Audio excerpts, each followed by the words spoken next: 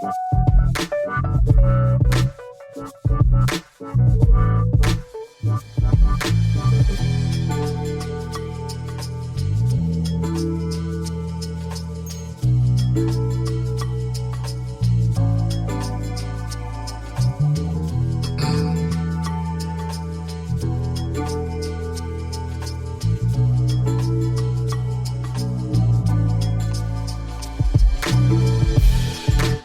good morning, everybody. Welcome back. Nate Ivey in the air chair, live, local, and vocal. This is the Nathan Ivey Show. Good morning, everybody. We are broadcasting live. You are very welcome to call into the show today at 513-873-7134. Let's get it chopping, choppers. Good morning to you.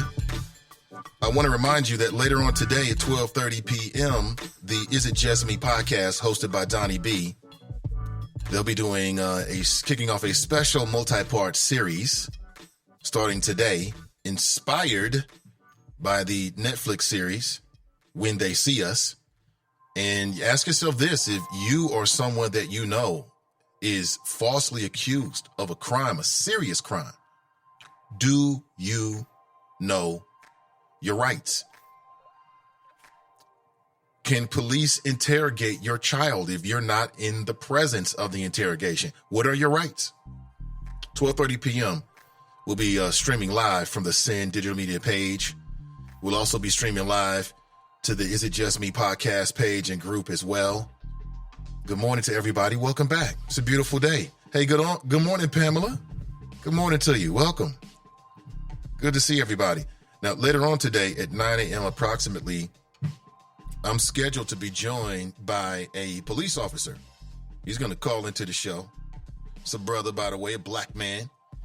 And he is responsible for leading sensitivity trainings, racial sensitivity trainings with our police officers. He's going to talk about his work.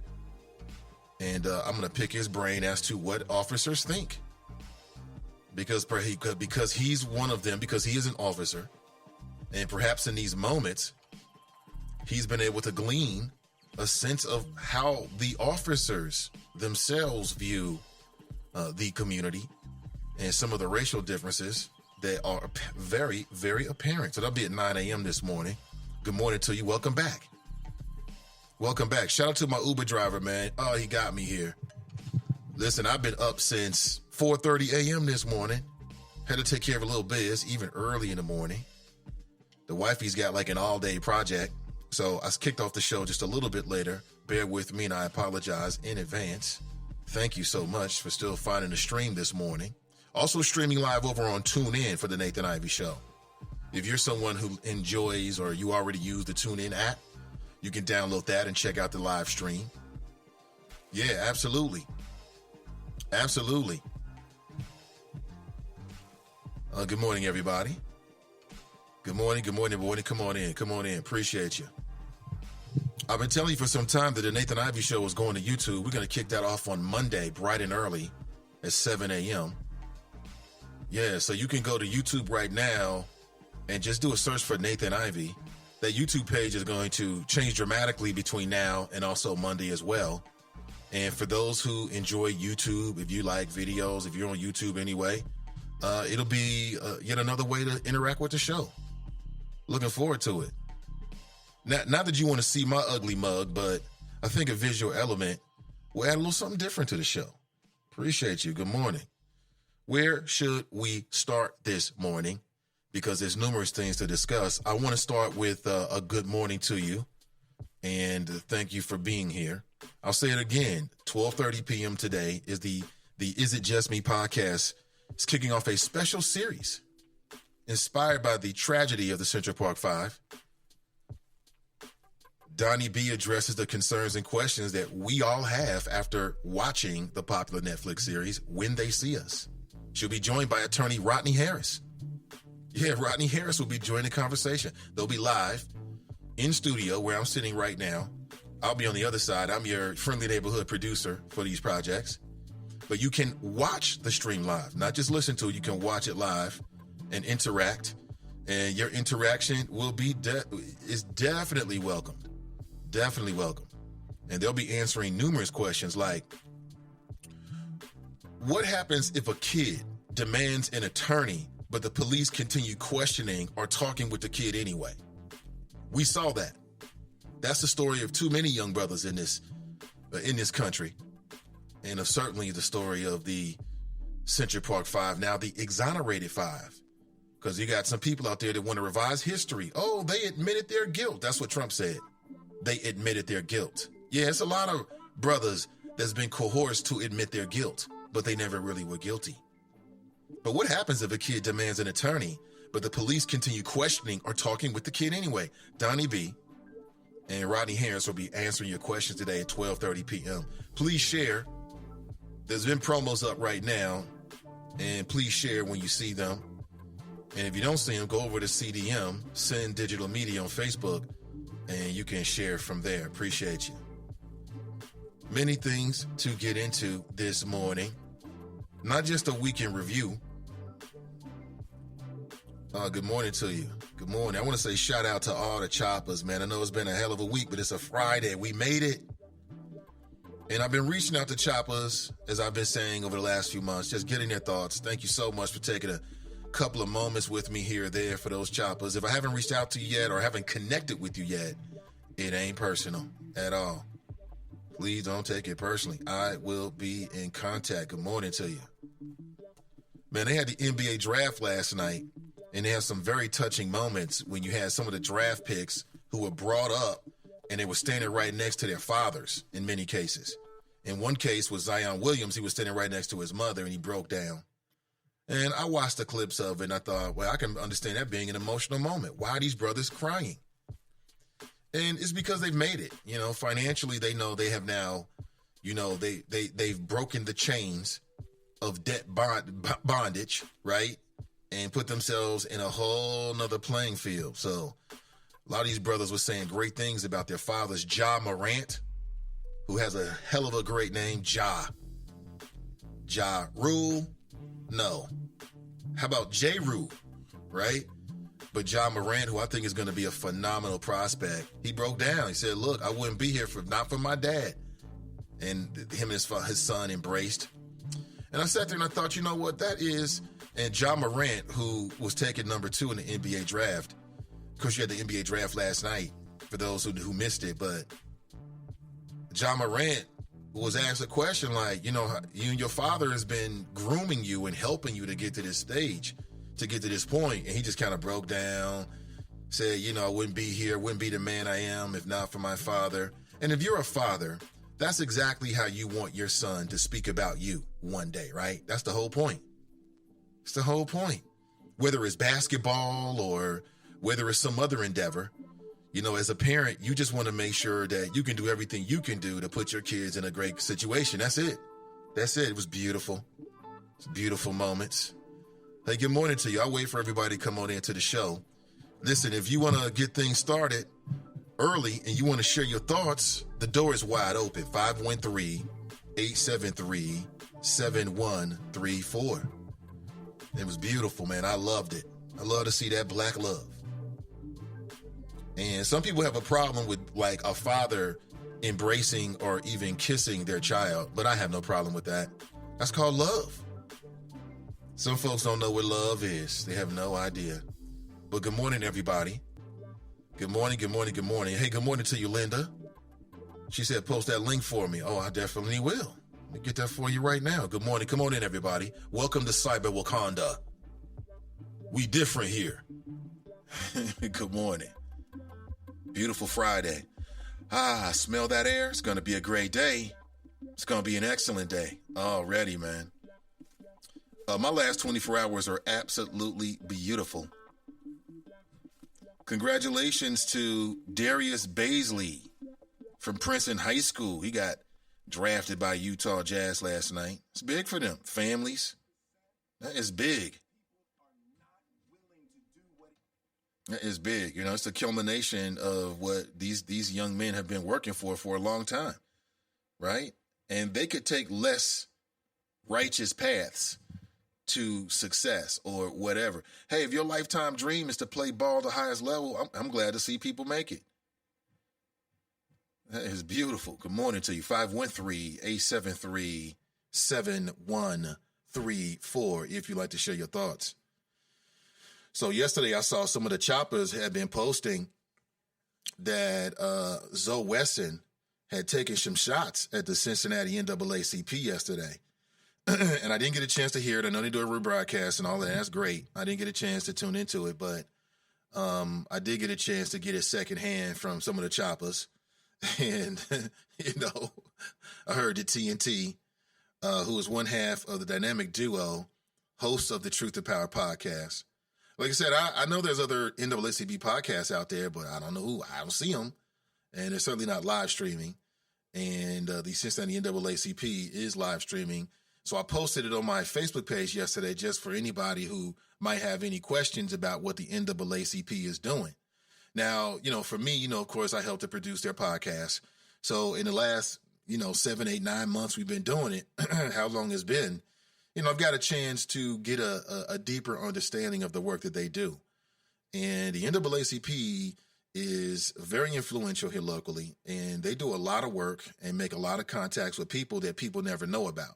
And it's just so strange when you hear people like calling out these organizations. Now, I'm not saying that any organization or anybody is above being called out. Anybody can be called out. It is what it is. But I'm also a big fan of knowing what the hell you're talking about when you open your mouth. I'm a big fan. I'm pro knowing what you're talking about. You know what I'm saying? Because every criticism ain't worthy of some response or, worthy of anything more than just some get back. You know what I'm saying? You can't, that's just what it is. So I posted, and please share that first live stream that they did with Tracy Hunter, because, if people are truly, truly interested in what they're doing, they do a podcast. They do a live stream. All you got to do is click on it and you'll find out, go to their website, you'll see what they're all about. But it's just so typical for Cincinnati. It really is. I could go super harder. I'm prepared to do as well. But, I don't know. I didn't get a chance to really hear it. So it's hard for me to just go off secondhanded. But like I said, the easiest thing in the world to do is to criticize what black folks is doing. It's the easiest thing in the world to do. And everybody does it. Sometimes it's necessary more than others, but it's like its own cottage industry, right? But again, I'll say for anybody out there that may be clueless, they may be ignorant, they may not know. Well, press play. You'll find out. You'll see where they stand on the issues. You get a sense of, what they're doing.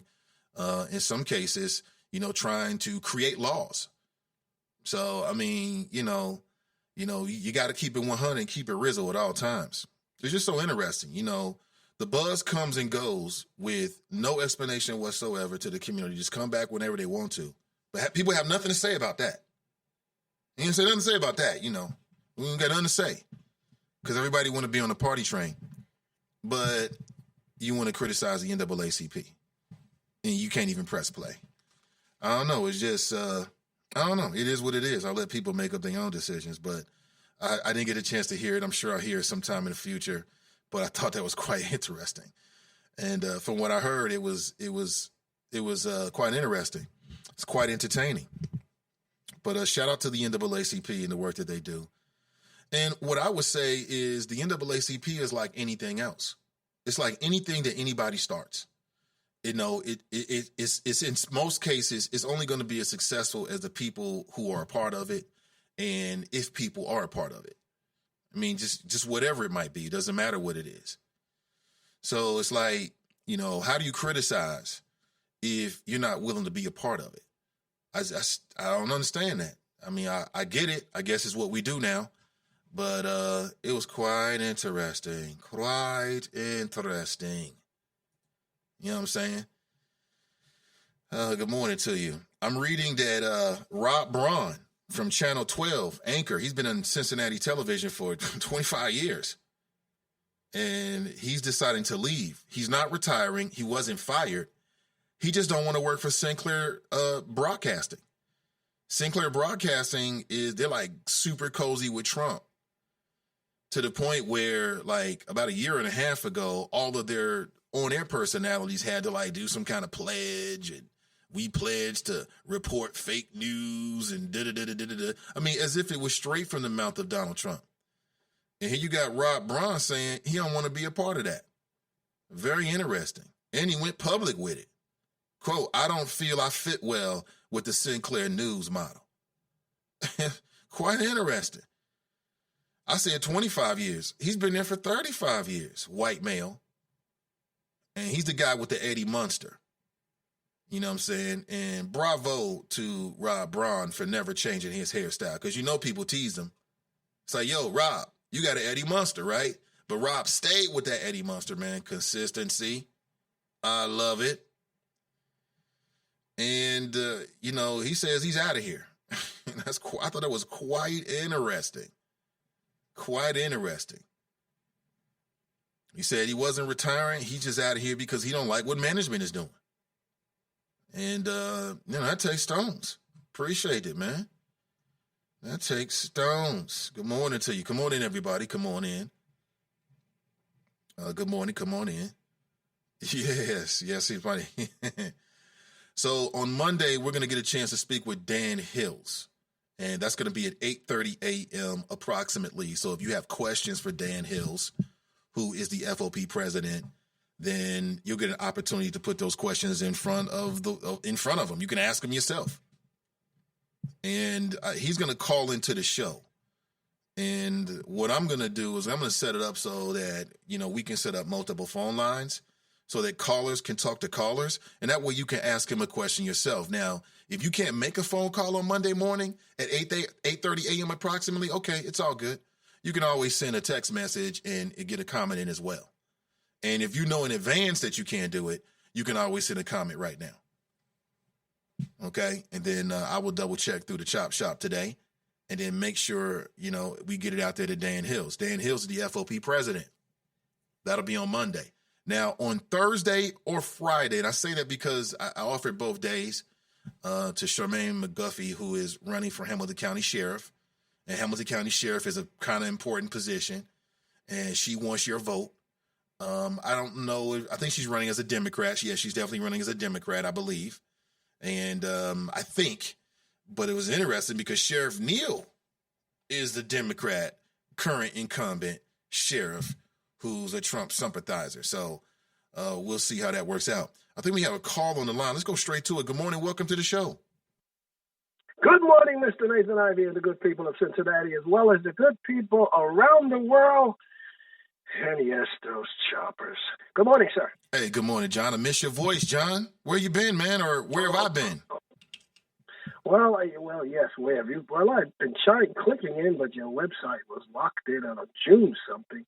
And I've been traveling too, but every time I clicked in, I said, maybe he's on vacation or something. I hope he's not sick again.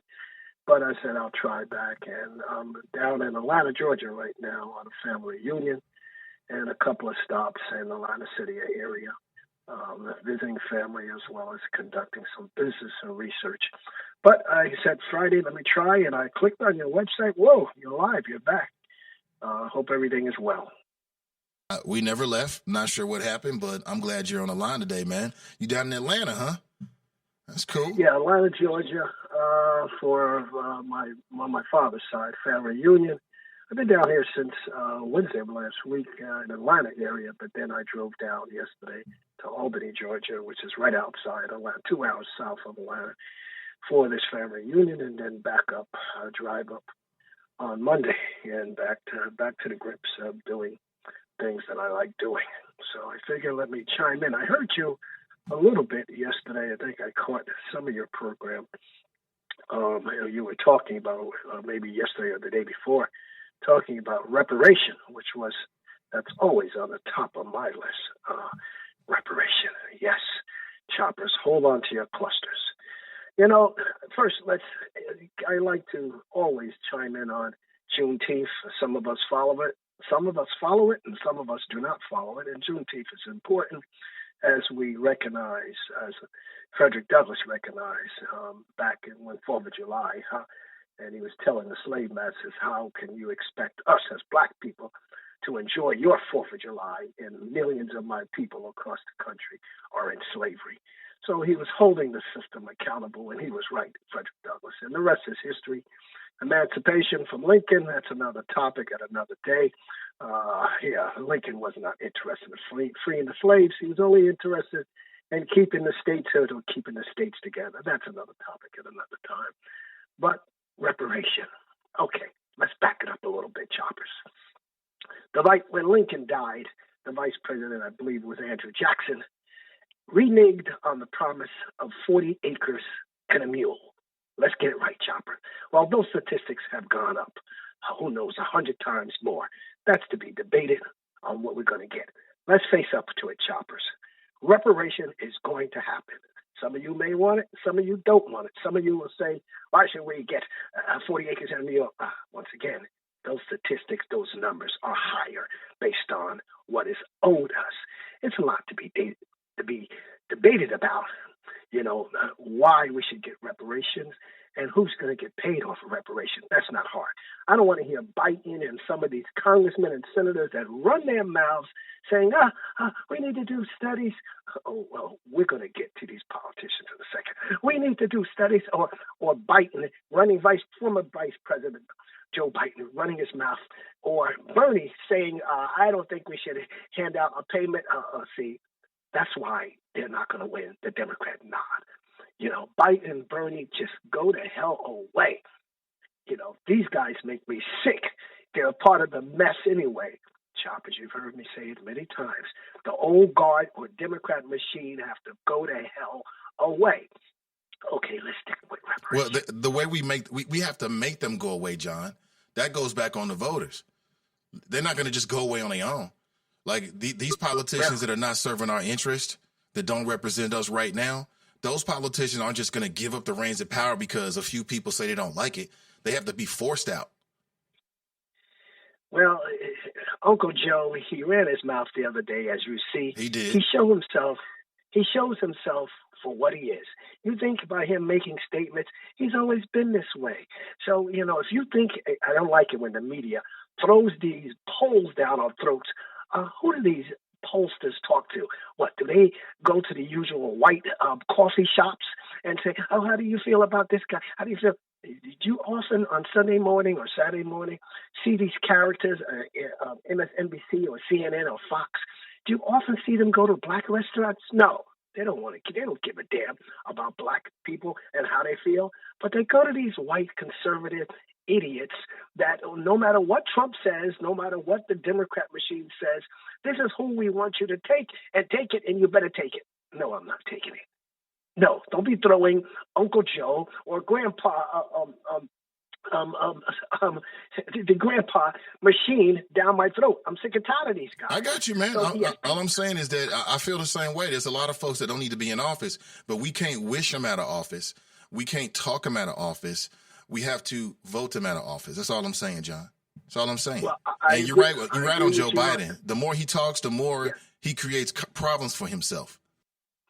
Well, once again, him and Bernie show themselves for what they are. They've been there too long, a part of the machine, and they're going to go away. Yes, they will go away.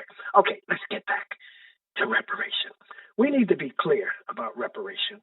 There are 4 major lawsuits, and I think I pointed this out to you before. There are 4 major lawsuits on books with reparation. Let me take you back to Malcolm X. Before Malcolm X died, he sued the federal government, and I found out there were high-power prominent lawyers that had that lawsuit, and it's still on the books.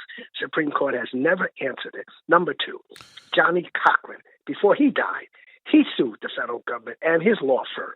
You haven't heard nothing about that. And it's a sister, 2002, if I'm pronouncing her name right, Dedra Farmer Pullman, Paellmann. In 2002, she was doing her thesis or doctor's degree, and she happened to go into major companies in Manhattan, banks, railroad companies, insurance companies, and she went into their libraries. They're so stupid. And she dug into their books and found out all these companies, J.P. Morgan Chase, insurance companies, banks, they all were heavily involved. And she researched back to the 1800s during slavery. And after she did all her research and she put her pieces together, all she asked for, and she called them up and said, you need to apologize for your involvement in slavery. They said, who are you? We're not apologizing. She said, oh, really? She called up USA Today to look it up. Look that up. And they did a whole breakdown on a Sunday morning of all of these companies involved in slavery under her research. And finally, the fourth major lawsuit. Reverend Richard Barber, he's in Somerset, New Jersey. He sued the state of New Jersey in reparation, and I haven't heard nothing about that. And I said to this Richard Barber back in the 90s, there are 4 major lawsuits on the books. Wouldn't it make sense if all you guys come together as one? You will put a lot of pressure on the system. He said, no. There we go again. You got these handkerchief-wearing Negroes that don't know how to come together as one and pressure the system. There lies part of our problems. But reparation is going to happen as much as some of us want it or don't want it. But it's going to happen. You think it's going to happen? This is our moment, and this is our time. The more we put the noose on these politicians and these representatives that are going for the Democrat Party now, whoever that might be, I don't know. And the Republican Party, the Democrat Party for sure, but the Republican Party as well. We can't not put pressure on them just because, black folks give most of their votes to the Democrats.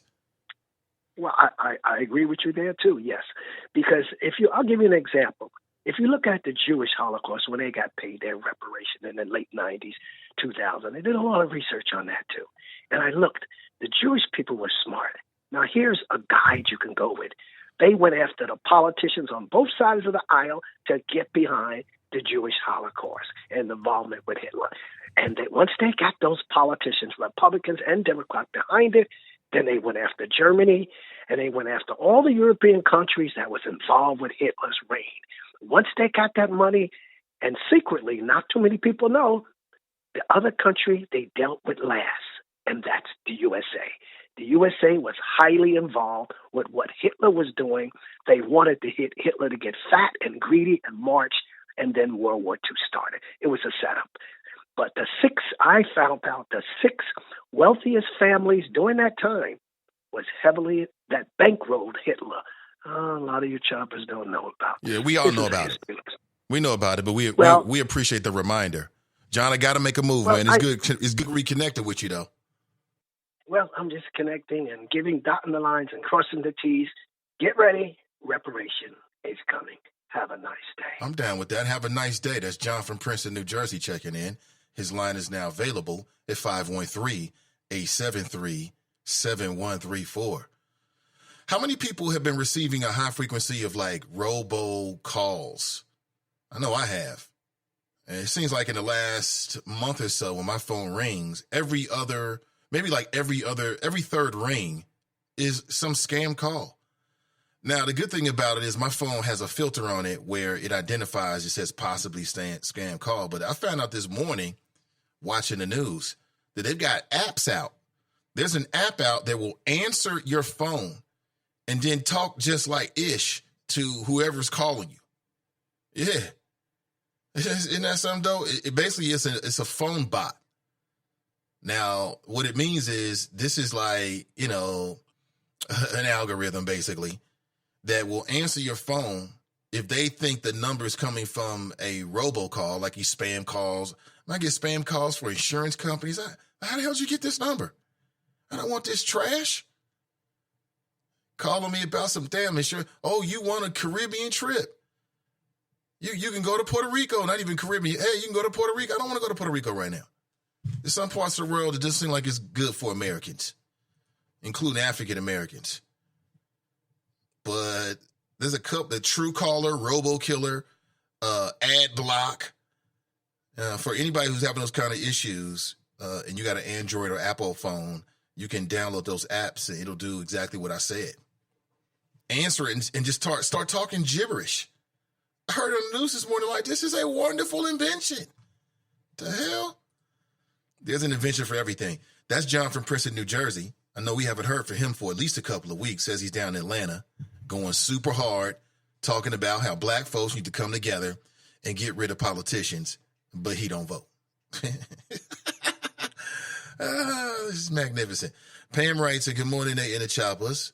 Mason Muller writes, congrats on the conversion to YouTube, Nail. Thank you very much. Yeah, for sure, man. Let's do it. Let's do it. I want to live stream everything we do. Jebba writes, good morning, Nate and the Choppers. Good morning to you. Brenda writes, happy Friday. It is a happy Friday. Ray writes, good morning, all. Tanika writes, good morning, Nate and the Choppers. Good to see everybody. Ann Winters writes, good morning, Nate. Hey, good to see you, Ann. Good to see you. Mrs. Love Being Blacks writes, did you fill up that CCW class? I have people who want to get in. Yeah, I think for the first class, we weren't at capacity. Like, I think you can hold like 25, but we are over 15. So two things are going to happen. It looks like we're going to set up another class, and we might end up using a different instructor as well. So, see, I will reach out to you personally, Rhonda, and fill you in on all the details. But I'm glad to hear that people are interested because, you know, like I told you, you know what's going on out here with black folks. You know what's happening. You know what I'm saying? You don't know where it may come from. You might be at work. Somebody's disgruntled. They didn't take their meds today. Mommy didn't hold me. Daddy didn't love me. Now they want to kill people. Now you're in an emergent situation. So we're going to get everybody, hopefully, who wants to be on the same level. And then we're going to go tactical. I was conversing with an instructor that's got a facility out in Fairfield just yesterday. And they're offering exactly what I'm looking for. And what I want to do is set up a series of target practice, but also some tactical training. And this is all for defensive purposes. This is all for defensive purposes. You know what I'm saying? You got to be in a situation where you can protect yourself and your family. You know what I'm saying? And if your family's just you, you got to protect you. It is what it is. So I will be in contact for sure. It's glad to hear that. Cassandra writes, happy Friday, great risings all. Jared writes, good morning, hashtag team and I, good morning to you. Pat writes, good morning. Ann and company writes, I wish the Dem candidates would stop whining about Biden's comments. What do they think they'll have to do? Only work with people that like them? Oh, okay. Sharp writes, good morning. Cassandra writes, John in Atlanta being fast. Being fast? What does that mean, Cassandra? Angela writes, salutations. Good to see you. Pamela writes, totally agree, Ann and company. I understand exactly what he was trying to say. Mila writes, never in the history of America has blacks gotten any benefits solely for them.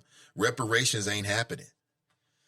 Well, I say reparations can happen if you get enough people behind it. You get enough people behind it, you can do anything. If you can sustain it, I think it starts on a grassroots level. I think that if the Democrats are saying, here's how I look at it. If the Democrats are so serious about this, if this is not just posturing, then let's make them prove it. Let's hold them accountable.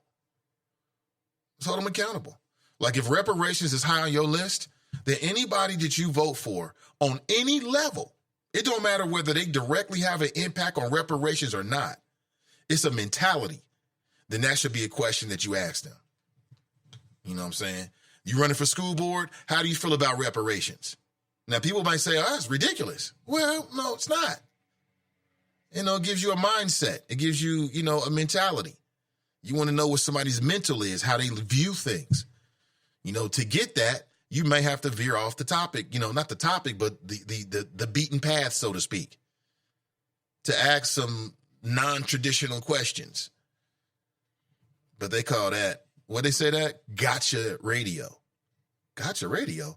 Mason Muller writes, all we want to know, John, is if you are going to vote or waste your vote by writing in Zorro on some silly-ish. The end. Writing in Zorro. Exactly.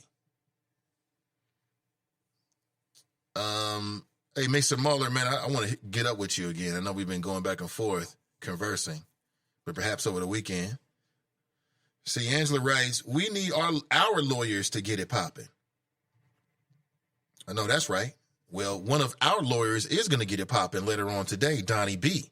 Matter of fact, two of our lawyers are going to get it popping later on today and use their collective experience in dealing with the local legal system to give local folks some news that they can actually use. And that'll be the Is It Just Me podcast at 12:30 p.m.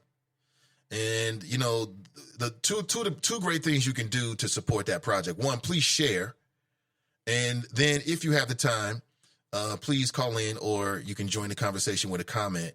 And that will help the conversation, you know, move along, especially with people's, you know, insight who may not be lawyers. You know, I'm not a lawyer.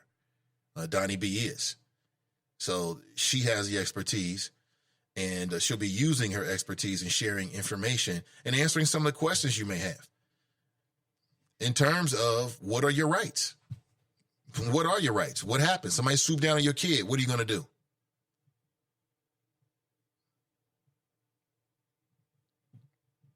Somebody swoops down on your kid. What are you going to do? Somebody said they just sent me a clip of Zoe Wesson's sucker attack. That's what it read. I didn't hear it, man, but if it went down the way people said it, and Zoe don't give a damn about what I think. He don't give a damn. So I don't give a damn what he think. You know what I'm saying? But there's a mutual respect. I have nothing but respect for Zoe Wesson. I have nothing but respect for him. I have nothing but respect for everybody. But if it went down the way that I've been told it went down, I mean, you know, it makes you wonder. It makes you wonder. Like I said, I don't assume that people aren't doing things, because we all know that sometimes things happen behind closed doors before anybody knows about it, right? And that's probably the same way the work, civil rights work, the real work happens, despite what people think. It's not always on Facebook. It's not always announced to the public. Sometimes these things happen in meetings. No public's there, no media's there. You know, but it doesn't mean that people aren't out here in the community trying to make things happen. So I don't know. I didn't hear it. But again, you know, I'm going to take the NAACP side every single time. You know why? Because I rock with them. I'm helping to produce their podcast, and I get a chance to sit in and hear what they've been doing, to hear, you know, the type of, you know, people that reach out to them that nobody ever hears about. You know, when the NAACP in their podcast, they're not doing that because they want to bump their chest. They're doing that because they want people to know what they're doing, to understand what's needed, and to also try to get troops, to get supporters. And it don't care who you are and whatever you do. There's always an appeal to the public to get on board. I don't care what it is. If you start a nonprofit tomorrow, if you start a radio station, if you start a podcast, at some point you're going to go to the public and say, hey, pay attention to what I'm doing. Come over here with us. The NAACP and NAN and these other organizations are no different. It's no different. But is anybody above reproach? No. Everybody can be criticized. I get it. It is what it is.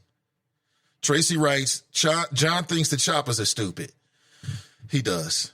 He does. You know, John is just a guy that has a lot to give. That's why I try to look at it. He just has a lot to give. He's experienced a lot. He's an author. He's an entrepreneur. He's a black business owner. He travels the world. Matter of fact, he came to Cincinnati. I mean, to his credit, John loves Cincinnati. He loves Cincinnati talk radio shows. He loves Yvette Simpson. If Yvette Simpson had become mayor, John would have been in Cincinnati more frequently. Y'all should have seen him, man. He was disgusting, John. He taking pictures with, Nate, take this picture. I'm not being a part of this. I'm not taking no damn pictures with you and Yvette. Yeah, oh my God, John was just, he was just too into it. You ever been in a situation where it's like, oh, this is really doing something for you. This is really doing something for you, man. Chill. Nobby writes, what it do, Nate? Been a minute. Hey, Nobby. Yo, it has been a minute, man. Hey, how you doing, man? Up in Chi-Town. What's up, Nobby? Cassandra writes, I have, and I blocked the number, and they call from a different number. Yeah, there is apps on the market now, and they will block these spam phone calls that you get. I've been getting hella spam phone calls. I'm going to tell you this. We're almost close to election time. Man, I'm sharing this because you know what's about to happen. You're going to get all kind of robocalls, some politicians. Trump's going to call you. Whoever did the Democrat nominee's going to call you. Before we get to the primary in Ohio, you're going to get inundated with calls. They want you to vote for them or come out to their primary or come to their speaking engagement and things like that. So get ready for it. It's about to increase. Mason Mahler writes, I need an app that blocks Zorro. Is that right? No, that's right. Kelly writes, good morning. Good morning to you. Tanika writes something about robocalls. I think she probably hates them. Raised in the house. Angela writes, Puerto Rico's crime is the Dominican Republic that's sketchy. Right. I got it wrong. I'm sorry. You're right. It's the DR. I don't know what's happening down there, man. People going down there and just not coming home. And I saw a lot of black and brown faces. I'm like, oh, whoa, what's going on with African Americans? Because, abroad, you're African American. Right? I'm an African American. Oh, man. Mason Muller writes, I think PR is still dealing with their electrical grid, Angela, but you're right about the Dominican Republic. Yeah. Get them coins, Nate. YouTuberations. Yeah, YouTube does have certain advantage. Again, shout out to the listeners. I listen to you. And that's the direction people are pointing me in. Jackie writes, John, reparations will never happen. We live in racist America, she writes. Hope she's not right about that. Do I think the reparations will happen? It's possible. It's possible. Again, it won't be called reparations. That's number one. The bill that passes that gives us, in effect, what's called reparations, it will not be called reparations. It'll be something like, well, I don't know, the Cincinnati NAACP has proposed. Who would have thought that? The Cincinnati NAACP is proposing laws? Whoa, that's kind of substantive. Yeah, I don't know. Did callers call in? I heard Sister V got involved. Did callers call in? Did choppers call in? And Kate? And let them know, like, well, if you're serious about this, though, you really want to know, then all you got to do is check out their podcast. If something tells me if the Cincinnati NAACP was doing a show on the Buzz, then Zoe never would have criticized them. It never would have happened.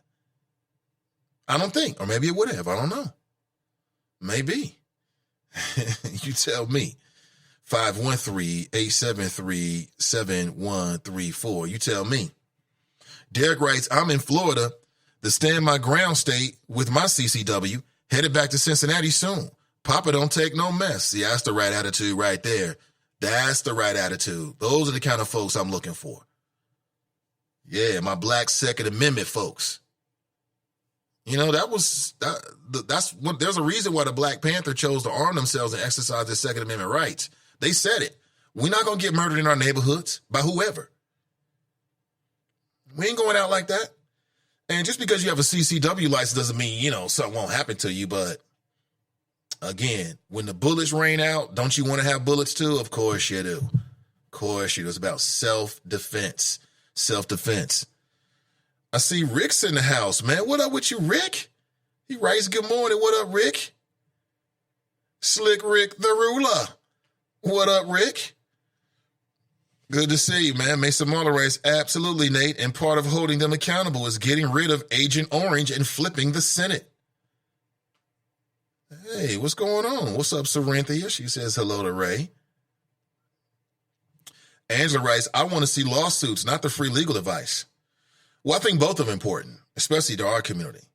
I think both are important. I think there's a lot of people out there that need to be armed with knowledge before something happens, not afterward. But I agree with you. I mean, a more aggressive legal sort of stance. So what would be the first lawsuits that you would propose? I'm sure there's a lot. But I think both are important, Angela. Mason Mahler writes, I hear you, Nate. It's been a trip week in a great way. My 12-year-old son is with now. Wait. My 12-year-old son is with now, and we are still adjusting to our new reality. And man, listen, man, again, prayers to you and your family, man. Mason Mahler. He had a recent tragedy in his life. Yeah, shout out to everybody. Mike Jones writes, good morning, Chopper. Zoe was rude as hell to TNT. Straight emotional. Must have hit that time of the month for him shaking my head. Really? I'm saying it again. I mean, why pick on I mean, why are you picking on TNT? Not that TNT is the kind of woman that would let anybody pick on her. I heard she got with him, and greatly. I think it's interesting that the most interesting thing on their show was a conversation with TNT and the NAACP. I think that was quite interesting. But, what I'm saying is let people know. When that nonsense come up, let people know, like, wait, if you really want to know what they wanted, what NAACP is doing, check out their podcast. Boom, there it is. It'll kill the conversation. It'll kill the conversation right there. If you're really serious, you really want to know, then check out the show. Check out the show. There you go. That's all you got to do. I'm going to say it again. Talking shit about black people is a cottage industry. It's the easiest thing in the world to do. Everybody's doing it. Everybody's doing it. I think that I'm much more of a uniter, much more of an encourager. That's just me. Like you already know. You know how I feel about these brothers, man. You ain't got to do that to do no air shift, Zoe. You ain't got to do that. That's lazy show prep. Come on now, I'm a radio professional. I know it. Somebody tell them. It's the truth. I have nothing but respect for Zoe, though. Zoe, I think, is a very, very, very intelligent man. That's what people hit me up like, I can't believe Zoe's saying this. You never can tell. You never know. You never know. Angela writes, I think valid points were made about the ineffectiveness of the local groups. Joe just said what some people were thinking. Well, I mean, I think that's a valid point, Angela, in the sense that people feel that way. But just because people feel that way don't mean that they're right. Listen, people have 1,000 different opinions, and they're all valid to them. They're all valid to them. And so we can point out the ineffectiveness in anything. You know what I'm saying? But what I'm saying is, that's easy. You can always look at something and say, well, you should be doing this, or you ain't doing that, and you should be doing this. You can do that about anything and anybody. So how valuable is it really? You know what I'm saying? I mean, how valuable is it? So, like I said, we let a lot of F shit fly under the fact that I think it was valid and it really be some F shit. That's all I'm saying. You name me an organization. People criticize right now. There's people out there that love the Nation of Islam. But you got cats online on YouTube right now that's shredding the Nation of Islam. That's all they do. Oh, I was in the Nation of Islam and they fake. They this. Now, there's people on the other side of that look at the Nation of Islam and say they're the ultimate example of what a black organization can be. So there's always going to be somebody that can say, you ain't this, you ain't black enough, you ain't this. You can do that about anything. People do that about the Black Panthers. People do that about Martin Luther King. Well, he brought it on himself. But it don't mean it doesn't mean that their viewpoint is necessarily right. And it also doesn't negate the good work that people do. I would just rather focus on the good work, because that's what people are doing with the buzz right now. I mean, people can sit back and tear apart the buzz and say, well, why they do this? And why they don't have this? They don't have that. You ain't doing that. Why'd they go away? Why'd they come back? No explanation. So, I mean, let's keep it all the way funky here. I'm just saying. And my thing is that it's just maybe just my style. But, shouldn't you try to clue into what somebody's doing? Maybe pay attention to it first before you try to talk about what they're not doing? And then how do you measure that? How do you measure what you don't know? You know what I'm saying? I don't know what other people are doing. I have no idea. So how do I measure what I don't know?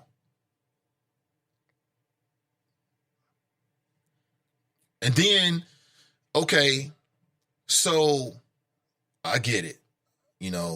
People have their own opinions. Okay, it is what it is. Well, then that goes both ways.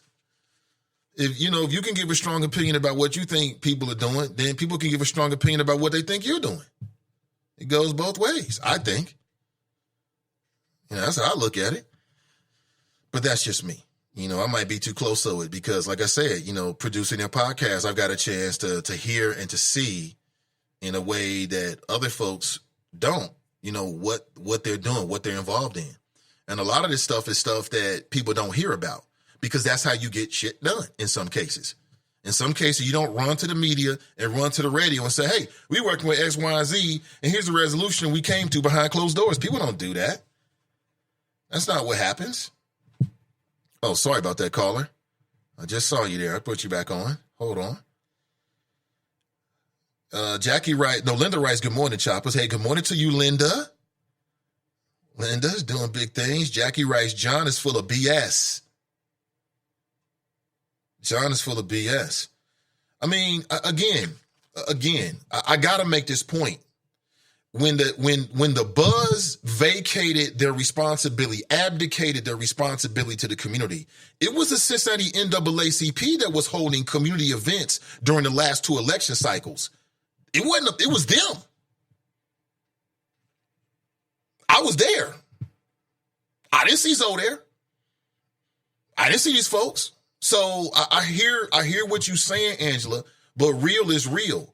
And talking ish on the radio was talking ish on the radio. That's what I saw. It was the NAACP that organized that.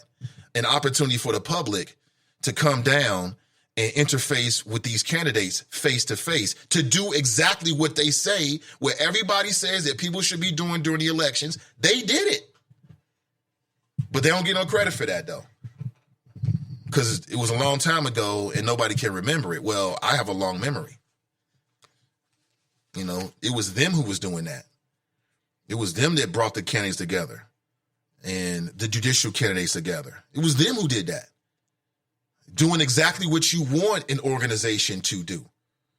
So all I'm saying is, I say it all the time. I see so many good people doing great things. They deserve props. The easiest thing in the world to do is talk about what somebody ain't doing and this, that, and the other. I get it. We all do it. You know, that's a part of it. But real is real. That was real.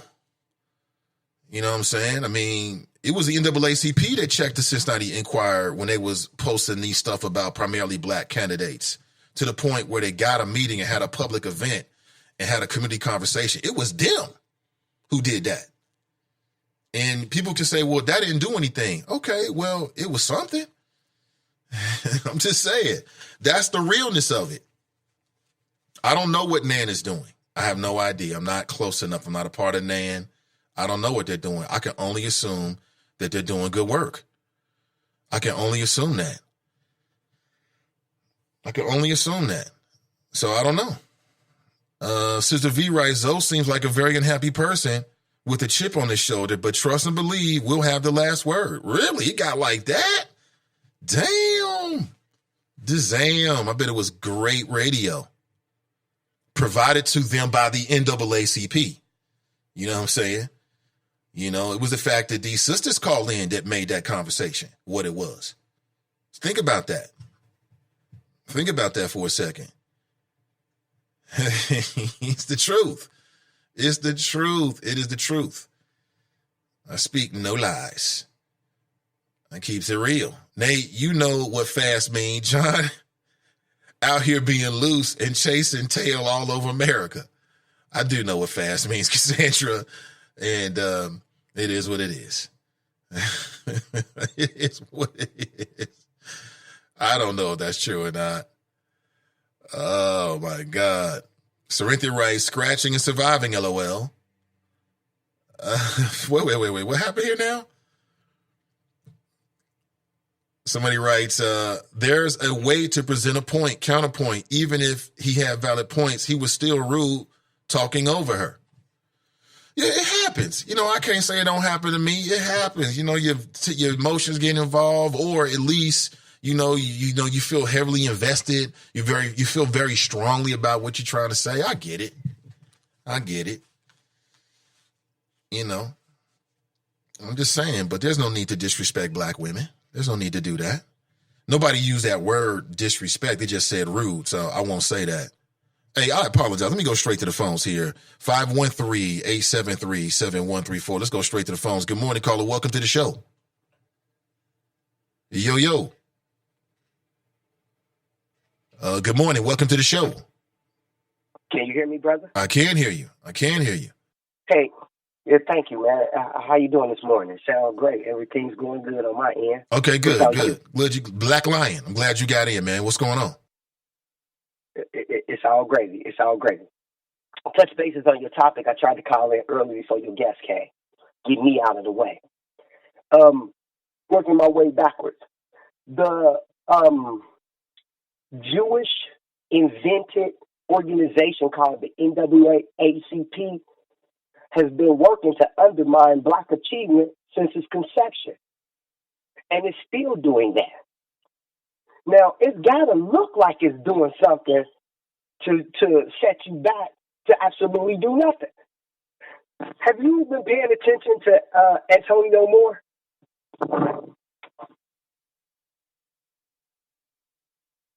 Nate? Hey, my bad, man. I had to grab something real quick, but I could still hear everything you said. So I'll answer your question. I haven't been following it, but you said that the NAACP is preventing Black people from doing what now? Achieving. How so? It's concession. Well, hold on. But how is the modern day? I'm explaining that to you. I know, but I want to make sure I get the question in real quick. How is the modern day NAACP stopping Black people from achieving? Okay, by keeping the Jews hit guidelines, by keeping the Jewish organization. The Jews, who were the cornerstone of the transatlantic slave trade, who took over Germany's economy with the wealth that they gained from the transatlantic slave trade until the rise of Hitler, who put them down. Those same Jews founded, erected, named the NAACP. Wrote the guidelines that they still follow by. For the longest of time, one of the guidelines is you can't have your own building. You can't have your own rules. You got to keep our rules, which they still keep. And nothing that a Jew could ever erect could be beneficial to our people. I get it. And if you notice they work, they ain't doing crap. Hence, I bring up Antonio Moore. Hold on a second. From Tone Talk. Hold on a second. So I understand what you're saying. I think your history might be a little off of there, but the question still remains. How is you correct me on the history that's off. Deal with what I'm off about. Okay, here's what you're off about. Here's the major thing you're off about, in my opinion. I challenge this. I challenge that whatever the NAACP is doing or not doing is stopping you from achieving it all. I challenge that. I challenge that. I don't care what their bylaws are. I don't care what their bylaws are or who wrote them when they wrote them. What they're doing is not stopping you from doing anything. Well, I'm telling you, I disagree with what you're saying because the NAACP is a part of white supremacy. And yes, white supremacy in all its forms prohibit the achievement of Black people. Okay, so tell me how the NAACP is stopping you from achieving. Well, my brother, I just explained that to you. I just told you. No, my brother, you didn't. No, you didn't, brother. You just can't say, white supremacy. That don't make sense. How is the NAACP stopping you as an individual Black man? Okay, I'm just trying. Over talking me. Well, go ahead, sir. I'm giving you my answer. Now, I understand you don't like the answer or want to accept it. That's fine. Let's move on. But my answer still stands. Yeah, but your answer is up to be challenged, just like anybody else's. And I'm answering the challenge. The NAACP is erected by white racists, a notorious white racist group. It is a part of white supremacy. And all parts of white supremacy is a hindrance unto us. All parts of it, even that part. That sounds good, but tell me that. No, hold on. We're still here. This is a great conversation. That sounds good. Well, my brother, you're taking up my time. I'm not taking up your time. I got to get to my. I'm not taking your time. We're having a conversation. Let me get this point in. I'll let you get what you got to say in. Before I tee off on you. Well, you can try. You can try. You know what it is. But I mean, listen, that ain't going to stop me from challenging you when you say something that to me don't make a lot of sense. You're going to disconnect yourself. Do you want to hear what I got to say or what? Like I said, I heard what you just said. We all know that racism in any form is a threat to the people of color. We get it. But again, tell me how the modern day NAACP is stopping you from achieving. What have they stopped you? How do they influence your life? I didn't say stopping just myself. I said Black people. So they're not stopping you. Us. They are stopping us, me included, in every sector where you find one, because they are keeping the rouge of white supremacy to control black people and their outcome. I'm calling BS on that. Now, I'm calling BS on that. You scapegoating. Okay, you're making excuses. Cool. So cool. No, that's not excuses. It's a fact, bro. Look it up. However, who would be so stupid to let a dumbass Jew start your black movement? Who would be so stupid to let a people who got a Bible that's predicated on the enslavement and rape of African people in their land write their Black Power movement group? Well, if you're going to ask that question, sir, then it's fair for me to ask, what kind of person is going to let an organization that they already feel is not up to their standards control their life? Why are you letting the NAACP control your life? We're not doing that. We're not doing that. Nobody's doing that, and that's my point. I'm trying to move on the to my next point, and you're getting hung up. We having a conversation. You're getting hung up. I'm getting hung up on things that you say that don't make sense. You're getting hung up on trying to lessen the blow of this racist white group. No, not at all. I'm just trying to ascertain how logically the NAACP. I'm just trying to understand logically, and you just said it. They're not stopping you. The NAACP ain't oppressing nobody. They're not stopping the movement. They ain't stopping black people from doing nothing. They're not stopping black achievement. It's hindering us. But let's move on, sir. White supremacy is can I ask this question? Do the forms of white supremacy, the system of white supremacy, affect black people? Yes, they do. Another truism. We get it. NAACP and the Jews are part of white supremacy. Let's move on, my brother. Yeah, but it's funny how some people have been able to find success. More important to talk about than you should have started with it, man. You should always lead with your strongest thing to talk about. But the NAACP is not stopping black people from achieving. The NAACP hasn't stopped. No, they haven't. Because they didn't stop you. Yes, they are. They didn't stop you. Working hand in hand with the political white parties that be to take deals, take money to set us up. If you got receipts, post them. Now let's move on, brother.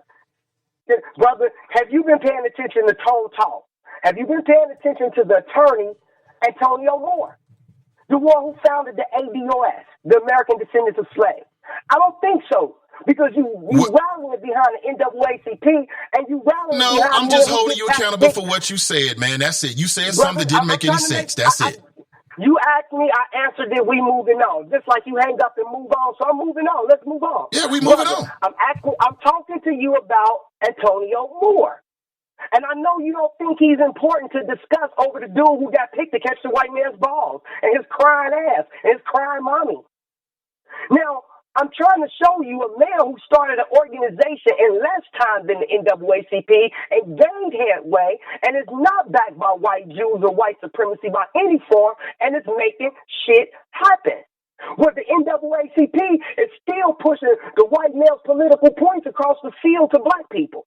The NAACP is still trying to do something. Well, this man has achieved something in just 2 years. What did he achieve? A year and a half. What did he achieve? Educate us, brother. He founded the ADOS. He's still banging on it. They're discussing reparations right now because of his body of work, because his push.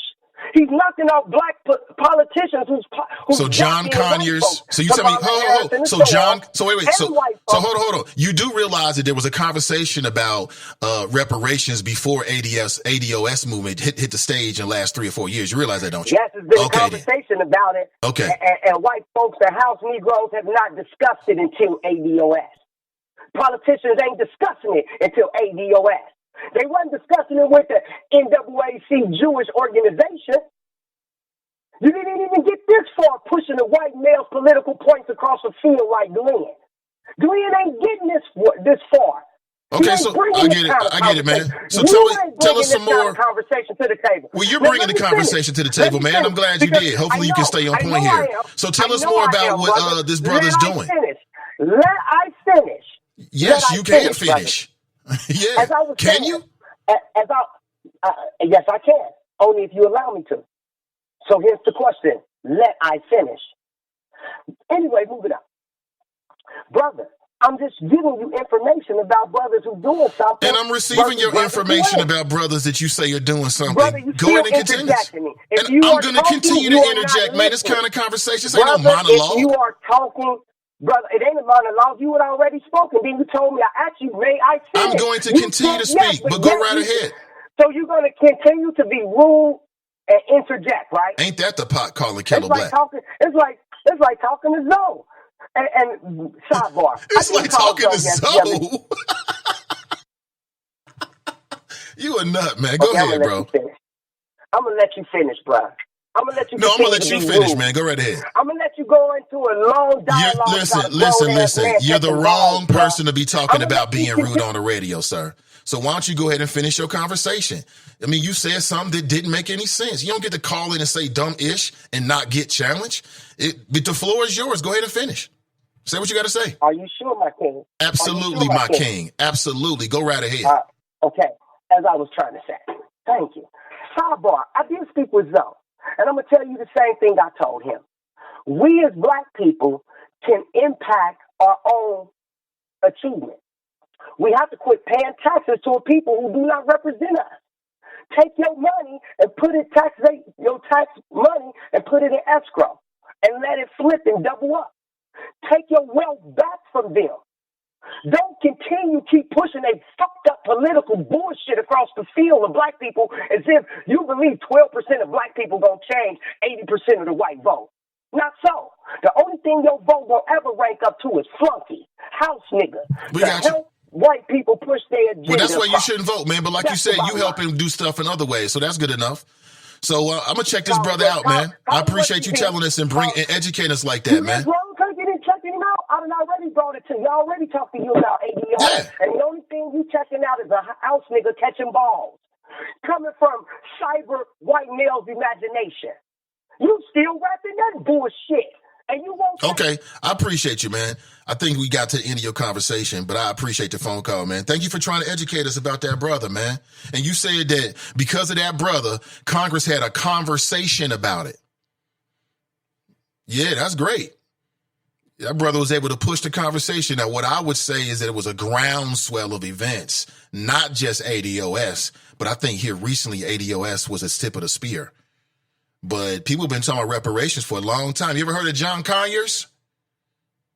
You ever heard of John Conyers before Black Lion? You should look him up. Yeah. Yeah, I appreciate that. I'm with you on that one. But again, I'll say this again. There is no organization stopping me from doing a damn thing. There's no organization that's stopping me from doing nothing. I don't care what their history is. I challenge what he said, that the NAACP, strike it, any organization that's the headwind that you have when you're trying to achieve something as a black person in Cincinnati. Your problem is that the NAACP was founded with Jews. Well, I mean, everybody, imagines or perceives themselves to have certain issues. I think that logically doesn't make a lot of sense. But if that's how you feel, that's how you feel. It is what it is. I appreciate it, though, man. Thank you for educating us this morning, man. Appreciate it. I'm determined to get something good out of you. Let me see here. Tracy writes, reparations will be reparations will be everybody is given a $50 Visa card. That'll be nice and easy. That's very inexpensive. A $50 Visa card. Now that would be funny. A $50 Visa card? Oh my God. You want to start something, do something like that. Sister V writes, I called into Zoe first and he hung up on me. What? Zoe hung up on you? Zoe is tripping, man. I mean, come on now. You hanging up on Sister V? You hanging up on Sister V? You must have been giving him the business. And he just, said, you know what? I'm out of here. That is crazy, yo. So they hit you with that good cop, bad cop, right? And people said that Emmanuel was trying to make himself look good. He was trying to be the voice of wisdom, huh? That's interesting. TNT called in behind me, and Zoe was straight nasty, over talking her. Sister V writes, he's nothing more than a drive-by host. We got this. That's interesting. Angela writes, case in point, Nick from Covington Cath, multi-million-dollar lawsuit, not free legal advice. Well, I bet you it started with some legal advice. I bet you that lawsuit started with some legal advice. And that lawsuit, I mean, I look at that as a frivolous lawsuit to me. I mean, I'm down with that, Angela. I'm like, what kind of lawsuits do we want to see black lawyers file? Like, who's the target? What's the target? I'm down with it, but I mean, I want to know what that is. That seems like a good step. Damn, he hung up on you, Sister V? That is crazy. That is crazy. That is crazy. Oh, man. But he ain't got nothing to say about the buzz coming and going and turning back on the black community and turn it off when they come back. You know, I guess as long as they invite him back on, he ain't got nothing to say, right? But then you want to go super critical at the NAACP. I mean, come on, yo. That sounds, it's radio, you know, it's radio. If it made good radio at the end of the day, that's all people on the other side is going to care about. I get it. But just think about this. Sister V, you helped make that show yesterday. It was you. TNT, y'all helped make that show yesterday. Y'all's what made that show so interesting. If he was just ranting to himself, you know, it don't have the same impact. Think about that. And I know how people feel. People feel like, you know what, we got to answer back. Well, answer back with your own media. Answer back with your own media. Answer back, you know, with your podcast. That's how you answer back. And in the future, if people start talking that jazz, you just challenge them. If you really want to know the NAA, and that's real. If you want to know what they're talking about and what they're into, go check it out. And you can listen to it. You can hear it. Like it, don't like it. But you can't say that you don't have an access to know what's going on. You can't act like you ignorant. It's just, I don't know, man. I don't know. Everybody has their own opinion, and everybody's opinion is worth a lot to them. And sometimes it's worth something to other people. And that's just the way the game goes. Okay, that's just the way the game goes. But let's go back to the phones. Good morning. Welcome to the show. Nate, you didn't have to hang up on me. Oh, we already talked, man. I appreciate you, bro. I thought you was about to go all crazy on me. So call me on Monday. But I appreciate it, man. I really do, man. Like I said, don't get it twisted, man. I don't know everything. You can fill the oceans, 15 oceans with what I don't know. And I'm comfortable with that. So if you get information or you hear about things going on, please bring it back. Appreciate it. But we moving on, though, bro. Let somebody else get a chance to get in. Sorrento writes, I just now got a chance to see the Oprah interview with the Exonerated Five. Look, I was no more good. Yeah, Oprah Winfrey was doing her show back in the day. Did she do a show back in the day about the Central Park Five? Back when they were under persecution? I don't remember. I mean, she might have, but I don't remember. I don't remember every Oprah show. Jesse Kirk writes, Zoe was talking about all local groups. He also mentioned the NOI. Okay. Maybe. Okay, that makes more sense. You know, all local groups. I'm just going with everybody. Okay, but that don't include the media channel that you're on. This flip-flop back and forth over the last 12 years, back and forth. I mean, don't consistency mean something? I think so. I don't know. Again, I'm sure I'll get a chance to hear it sometime in the future. Tracy writes, lazy show prep. Yeah, that's what it sounds like to me if I had to guess. Oh, I'm just going to go off on this will get people going. I'm going to go off on local black institutions. And then hopefully one of these people from the institution will call in. Boom, we got a show. Yeah, been there, done that. I'm hip to it. Angela writes, we need to begin suing on grounds of our civil rights being breached or whatever else we are guaranteed in this country. I am not a paralegal, but I can see we're not leveraging the law.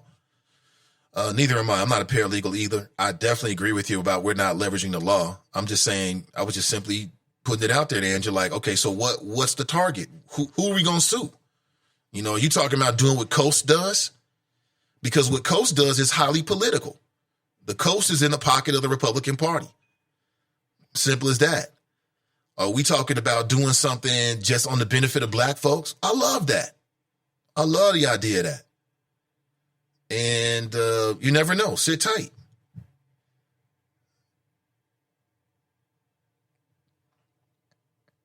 You never know. Zoe had to act like Chicago is a shining example of black progress. Well, if Chicago is such a shining example of black progress, and I don't doubt there's a lot of people in Chicago doing big things, I wish that more of it would be reported. Because, again, I've said this out loud way before this situation happened yesterday, is that I wonder if what's being reported by mainstream news about the black community from Chicago is really accurate. I challenge whether their assessment is really accurate or not. So I don't doubt that there's a lot of great things. Matter of fact, Nabi is from Chicago. He's in Chicago right now, I believe. So, maybe he can call in or at least text in and give us his thoughts about what's going on in Chicago. That's great. That's great. And I think that being the person that brings the information is a valuable situation. That's a valuable position. But what I would say is that all these local groups need soldiers. They need people that agree with what they're doing and be a part of it. And then people have to make a decision as to whether it's something they want to be a part of. Mason Mahler writes, Zoe was all about Reagan yesterday. I heard he was a Republican in black man clothing. Don't know if it's true or not, but that is the rumor. I don't know. I'm not going to bash Zoe. I'm not going to do that. I'm not bashing no brother. I don't want to do that at all. I'm just giving you my opinion about what was told to me and being fully upfront saying that I didn't hear everything, so that I'm operating on an information deficit. So that's the caveat there. I'm just being upfront about what I don't know, but what I do know, what I'm being told, it don't make me happy, because here we go again. I mean, I'm going to be honest with you. You could spend 2 hours just asking questions about where the buzz was, why they came back, and why should people even rock with them? Going back and forth, back and forth. That is a legitimate question that nobody wants to really ask except for me. But we want to sit on the air and criticize what somebody else doing. When the medium that you're sitting on, like I said, I saw my own eyes. When the buzz turned their back on the community, it was the Cincinnati NAACP that was out here in the community being consistent, setting up these opportunities so that the public could interface with politicians. Make your own decision. Come out and hear it. They even put it online. So now the buzz come back and y'all want to forget all of this? Now you want to get on your throne and talk ish? I mean, come on now. That don't even seem right. If you're going to start the criticisms, they got to start it within first, I think. That's just me. But, I'm just cut from a different cloth, I guess. Let me go to the phones. Good morning, caller. Welcome to the show. Good morning, Nathan. It's Nicole. How you doing? Hey, TNT, what's going on? Now, I had to talk about this. I had to. Yeah. And I appreciate it. You know what I'm saying? I had an opportunity to listen to that rebroadcast, and I didn't even realize that I was being drowned out like that, because I was still talking, but you probably couldn't really hear anything. I was saying at a certain point, he was so rude and obnoxious, and it's very disappointing because I've always looked up to him, thought he does tremendous work, and it doesn't take away from what he does. But yesterday, his entire show, which is what I said, he spent the first 2 hours, being passive aggressive. Wouldn't even name no names, but you just saying these groups really just shitting on Cincinnati, right? And then literally in the last 15 minutes, he had the courage to say some names, and Cincinnati NAACP was one. So for me, just knowing what we do, what we really do, I couldn't just sit back and let that just go over the airwaves, especially when we're at a time where we're trying to organize and gather people for another, movement against around Judge Tracy Hunter. And you sitting up here and you crapping on it. So just like I said, this conversation is neither productive, it doesn't unite us, you're not offering any solutions. And this is coming from somebody where the most I see you in Cincinnati organizing is around songs. A battle of the songs, while we're organizing against justice. Like, what are you really saying? And then he had the audacity to use Chicago, like, oh, the people in Chicago, they're real leaders. They're making things happen. They're making history. Last time I checked, we just made history with the first African American commissioner to sit on the Hamilton County Commissioner's Office. So we're doing things too. Don't come to our city crapping on us and then use Chicago like it's the barometer when brothers is dying left and right. Whatever is going on in Chicago, they need to go back to the drawing board. So, I mean, his logic and his specifics on, he couldn't even be specific on what it actually is. He talks about, I know. No, you don't know because you don't come to the meetings. You haven't been to any active things that we've done in a community or with other organizations. The part of our strength is that we do link up with Alpha fraternities, Alpha Phi Alpha, Prince Hall Masons, Amos, Black Lawyers Association, the Black Sentinels, Urban League, National Action Network, even the Black Agenda. When we come together, and we've done that many a times for different press releases or press conferences, whether it's for Sam DuBose, Judge Hunter, whatever the situation is. In Cincinnati, we come and form Votron, and that's our power, that's our strength and unity. So to come and just say like what we're not doing and everything else, you're misinformed and you don't know what the hell you're talking about. And just to list a few things, I mean, I couldn't even go over everything we do, but just thinking even in the smallest capacity, just taking in the calls of our community. You know what I mean? Like, it's not just calls, it's emails, it's letters from prison, it's people walking in. We're right in the heart of Avondale. If you just speak to our receptionist sometimes, you just have literally people who have mental health issues just calling, or just people that everyone thinks their case is important. Like, you have to sift through everything that comes in. And people do call us for everything. Oh, I went to McDonald's and I ordered fries and I didn't get any ketchup pack. And like, well, how does that relate to race? Well, I'm Black, and people really expect for you to like go march for them and everything else for these. Like, so some things you have to talk to people like, hey, that's really not really civil rights, and explain to them our mission, that our total mission is to eliminate racial discrimination for any person of color. We're an advocacy group. And so what a lot of people's expectation is, just some idea or false understanding. And I appreciate the callers afterwards, and even people calling in saying, yeah, I called the NAACP and they didn't help me. But when they explain what it is they needed help, they're like, does that really? Well, you know what I mean? So it's just like I was trying to tell Zoe, our community need education. They need information. And so I love it. I love going, and doing our Get Out to Vote blitz and going out into our community. I'm going straight in the hoods because these are the same communities my family live in. I'm not afraid of my community. And it's like amazing to me how many people I run into and they don't know their race. They don't know, what the capacity they have as a voter. How many brothers, when I go to them and try to get them registered to vote, they're like, I can't, I'm on probation, or my parole officer said I can't. They're afraid to use their power because of what they think or some false information. Like, no, you can vote. As long as you're not physically in prison, you can vote. Even if you was in a justice center, those people can vote absentee ballot. So you have the right to vote, and you have to kind of knock out all these myths in our community, and that's so for him to sit up here and say, well, you guys are weak. You're 50% of the community, but you have no power. Why is that? That's because of organizations like yours. Well, let's do some more data, Joe. Let's do some more data, because you say we're 50% of the city, right? But what we do, some of the things we do is empowering our community with information and empowering them so they can get out to vote.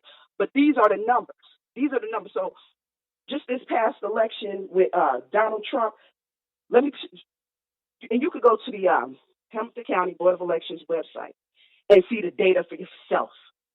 Registered voters in Walnut Hill, it was 5,077 registered voters.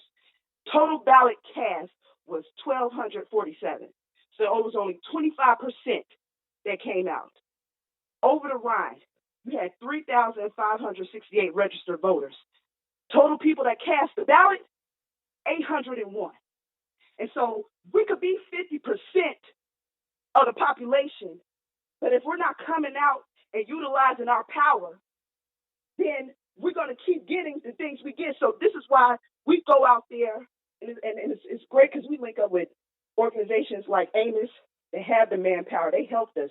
We got all this information, and they helped us go door to door. We were in Over the Rhine. We was in Avondale. We was in Millville. Everywhere. We target the main neighborhoods just to get a little uptick, in voter participation. And, just in this past election, like I said, we was able to overturn, not just saying us alone, but just us and a collective of other groups was able to overturn, and we got a flush out of that judicial, which is hard because they don't even give the party affiliation. But we gave people the information, show who's the Republican, who's the Democrat, and not just that, their face. And that was flooded throughout all of our communities, and it made a difference. And even being at the Board of Elections and seeing that line wrapped around the Board of Elections and giving people, being dedicated to give people the information right there, like, here, get this. Thank you, sister. I needed that. You know what I mean? And empowering our community with the information they need, because they come in to the polls and they ain't all the way prepared. And even there was some white people. I even had Democratic candidates like, well, we don't give it to certain ones. You might hurt. It's just like, information is information. You know what I'm saying? Like, I'm not going to discriminate on who I'm giving what to. You know what I'm saying? People have to make the decision, but eventually people start understanding, like, oh, they do got the judicial candidate slates, and we won't know who's the Republican judge or the Democratic judge, and that was vital. But we don't do nothing. Like I said, we have our candidates forums, and he talked about we don't have no power. But I could have sworn when we had our mayoral debate, which was huge, we had all the media. We set the bar.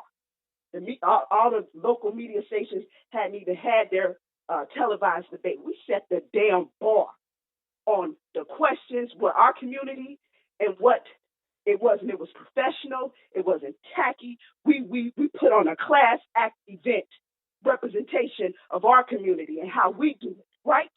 And you have the mayor, this cocky mayor saying, I'm not going to come. And we send out just a simple letter saying to reject the NAACP is to reject this community. And within 24 hours, you talk about power. Did that man change his mind? Did he come to our candidates forum? Yes or no? If you don't have no power, if we don't mean nothing, then what was that? And like I didn't get a chance to say, but he's saying no one fears you. But we don't need anyone to fear us, but you will respect us. And it ain't just respect of the NAACP, it is respect to our community, because we are a representation of our community. So it's just sad. It's just sad when you have individuals that are misinformed. And their whole objective is to attack us when we really have people that is attacking our leaders, attacking our community. And because we're here, we talk about it all the time.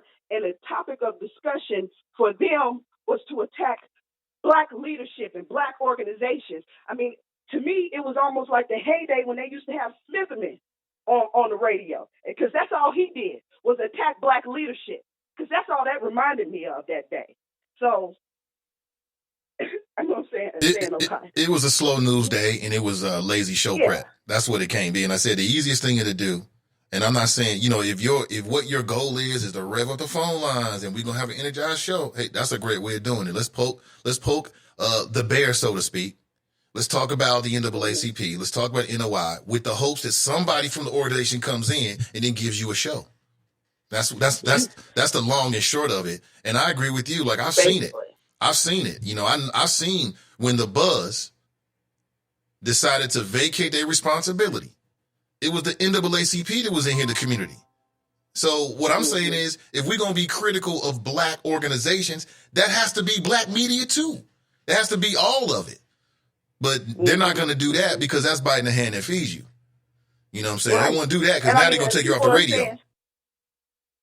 And people are saying like, hey, you need to sue and everything else. I mean, don't we have a Black Lawyers Association?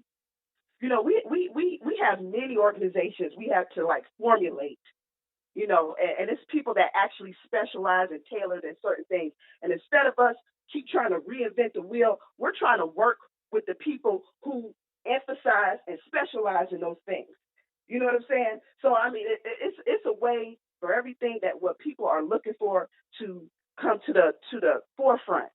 But to attack individuals who try, like I said, we always get paid in criticism check. And what I say, I'll just cash it to the struggle. You know what I mean? But it don't come back with any returns. It's insufficient. Your complaints and criticism, it doesn't help. What can help? And I try to be kind and extend, a hand. Like, look, I hear what you're saying, and I don't disagree. There's always room for improvement. You know what I'm saying? But the way you do that, you can help us, because that's what we have right now is a collective of minds, people of different resources. People that have influence in certain situations, people that have good technology. Our Facebook page just alone, we have some posts that already have like 60,000 hits. We are doing things on the level with the Inquirer. Um, their little Facebook page or whatnot. So it's just like, and then people can check out our website. They would want to know what we're doing. Like you said, our podcast. You can tune in and you can check in. You can come straight to the meetings and hear and see what we're doing. There's plenty of openings for people to take the lead. There's a lot of people that is a part of it and they're not even a part of it. Some people come in and it's just to say that they're, on the executive committee or doing this or whatever, and they're not doing anything. And that's, unfortunate. We've had some people come in. We've had plenty of people of legal redress. We say we're all African American, from Yvette Simpson to, the wonderful sister we just had recently who just stepped down because the amount of complaints was so overwhelming. Now, under Smitherman, they literally took a sabbatical. Like, we have to stop answering them, and especially Chris Finney, because he wasn't going to take anyone's complaints anyway. You know what I'm saying? He wasn't concerned. All they were concerned about was those petitions, talking about the streetcar, red light cameras, and everything that didn't have shit to do with civil rights, recall of the mayor. It was all attack on Black leadership, at the end of the day. And then with the heart and the bread and butter of our organization, helping everyday people, you know what I'm saying? They put a pause on that. When we go through all our different attorneys, some people, they just like, they can't commit that much time. They have to work. And again, this is a volunteer. Nobody gets paid. So when I'm doing this, I'm at work. I work a 9 to 5. I got 3 kids I take care of. Sometimes I got to take this stuff home. I have to call people from my personal cell and hope that people don't have no mental health issues and keep calling me and keep texting me and stuff just to address people's issues. We have to pick up the slack like that. You know what I mean? We have people involved in racial slurs at school, and we have to go to these schools and get the staff and everyone in check about racial sensitivity and everything. I mean, we deal with a lot, and it's just like it's aggravating. It's really aggravating to have someone who's on the outside, not even from this city, you have no clue, and then to try to use your city like, oh, well, these people get it done. And I don't see any evidence of that. You know what I'm saying? His logic was off. I just think he has some personal issue with someone personally and just taking it out on everybody. He don't know me from a can of paint. But if he did know me, he would know, he wouldn't even form his lips to say half the things he said. Calling me fake, calling me, a dog or whatever. I mean, he called you fake? He called me fake. He called me a dog, pretty much. I could be a lot of things, but fake ain't one of them. Anybody that know me, I'm one of the realest motherfuckers you would ever meet in your life. And that's on everything. And everybody that know me, love me. You know what I'm saying? Because they know where my heart is in all of this. And I'm a fight, and I don't claim to be perfect. You know what I'm saying? I ain't trying to be perfect. I'm just trying to do what's right, for our community and live my life and do the right thing. You know what I'm saying? But to sit up there and to hurl comments about me. You've never even laid eyes on me. You don't even know me. You know what I'm saying? If I see the man, and I know he's a very short man, and I know he's a very accomplished man at that, but you're small-minded and you're misinformed. And like I said, he could kiss my entire ass. I could care less because he means nothing in my life. Just as much as I don't mean anything to his life, I don't really care. We'll have an opportunity on Monday to be on Lincoln. Joe was going to go on there to talk about the Freedom Fund dinner, but with all this occurring, you know what I mean? He already said he got the clap back for him, and I might just join him. You know what I mean? But Well, I got a lot to say. well, when you And I guys don't get my do, opportunity to do that. you, And then we're definitely going to do it on our podcast.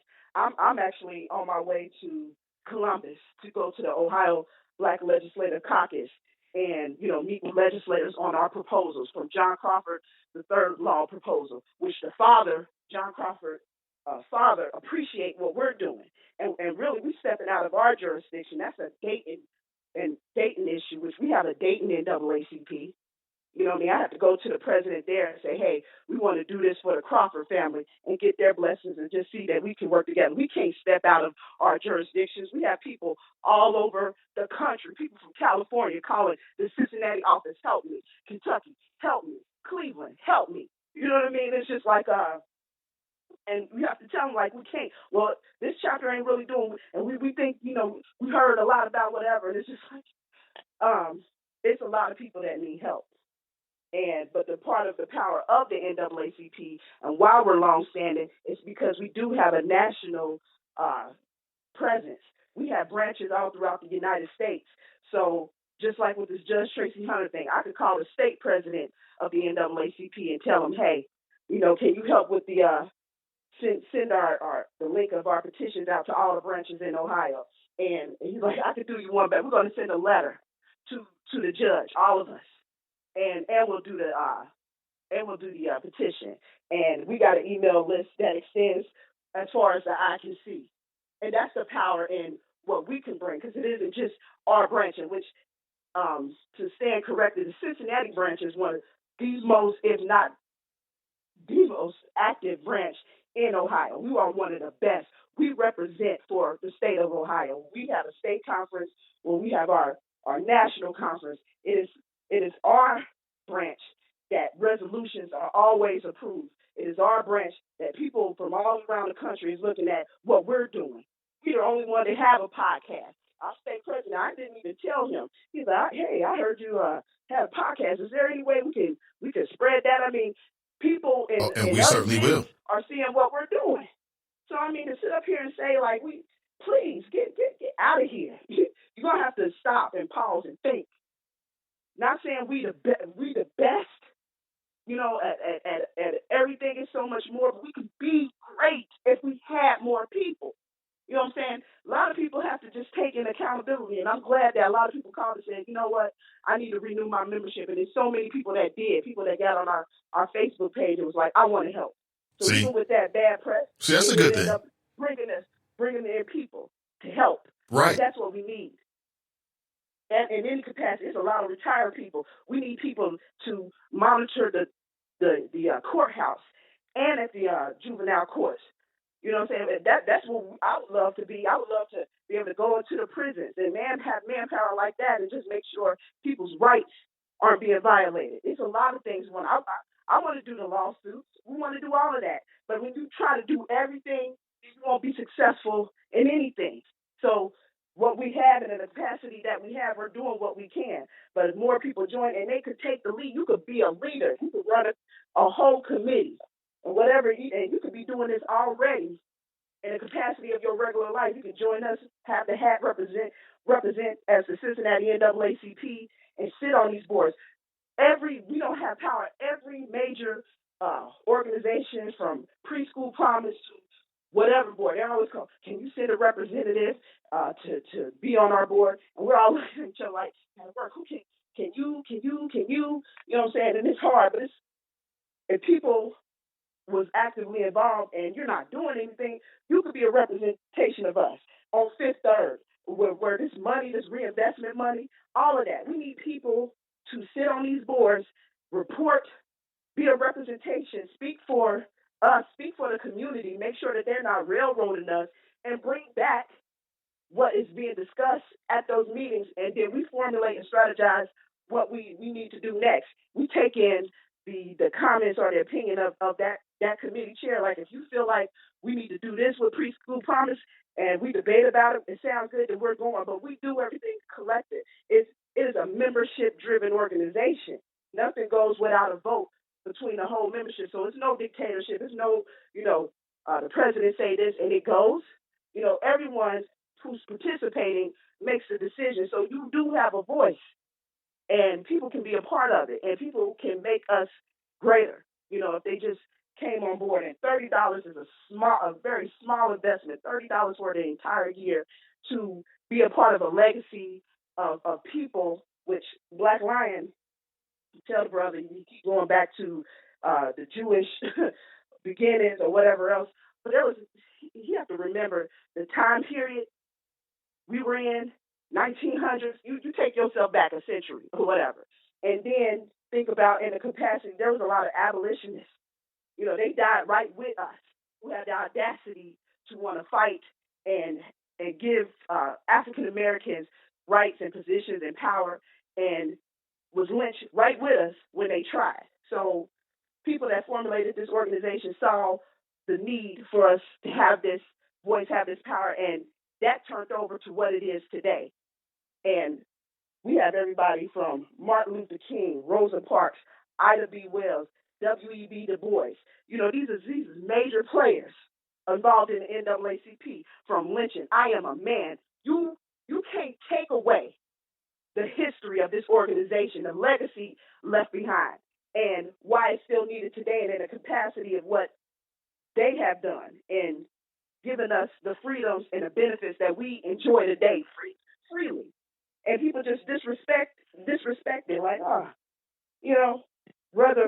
no matter who's in the president, vice president, whatever position, with the NAACP has been here before, and it'll be here well after us.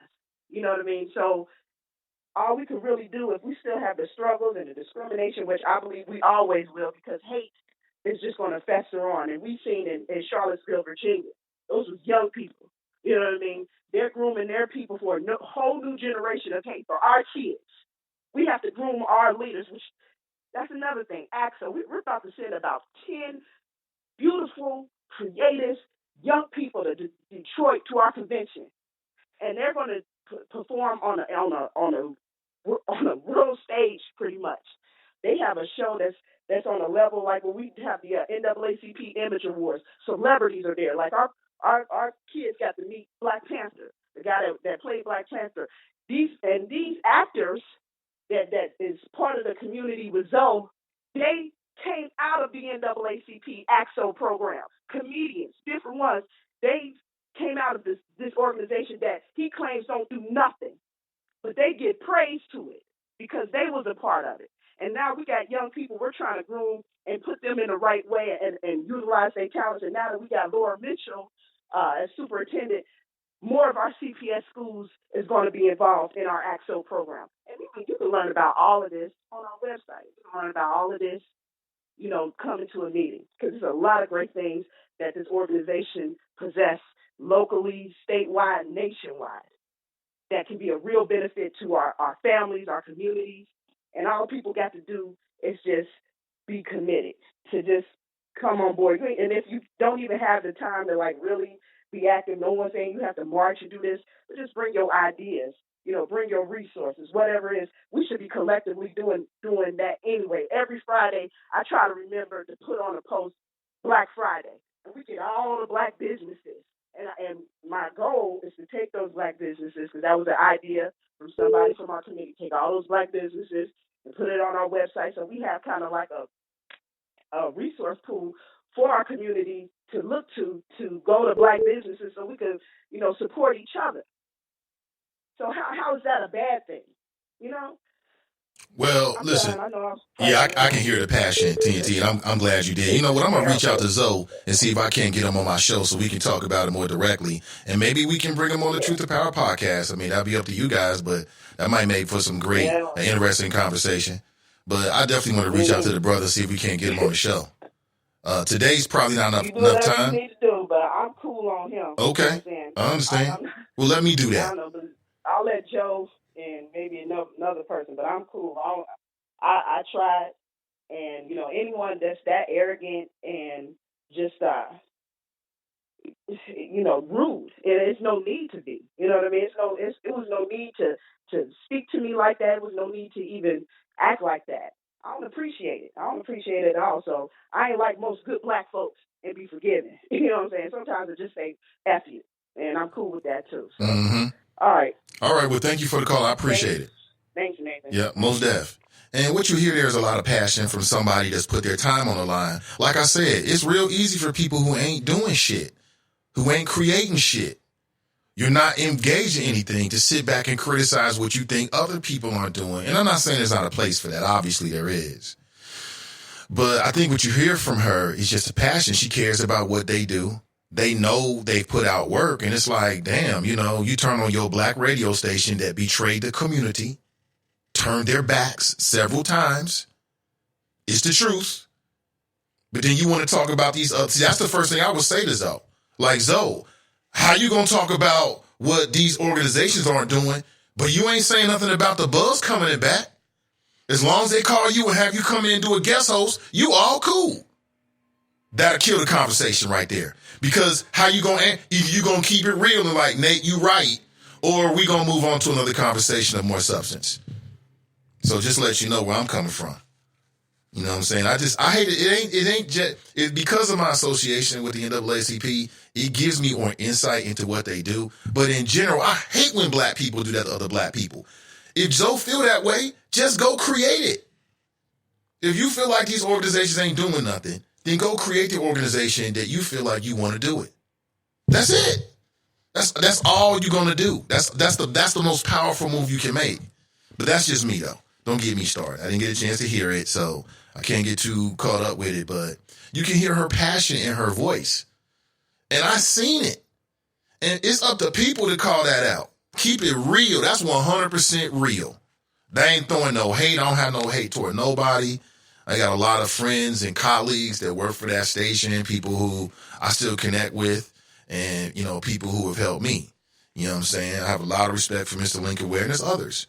But at the same time, real is real. Oh, the NAACP ain't doing nothing. The Nation of Islam ain't doing nothing. But what is you doing? What is you doing?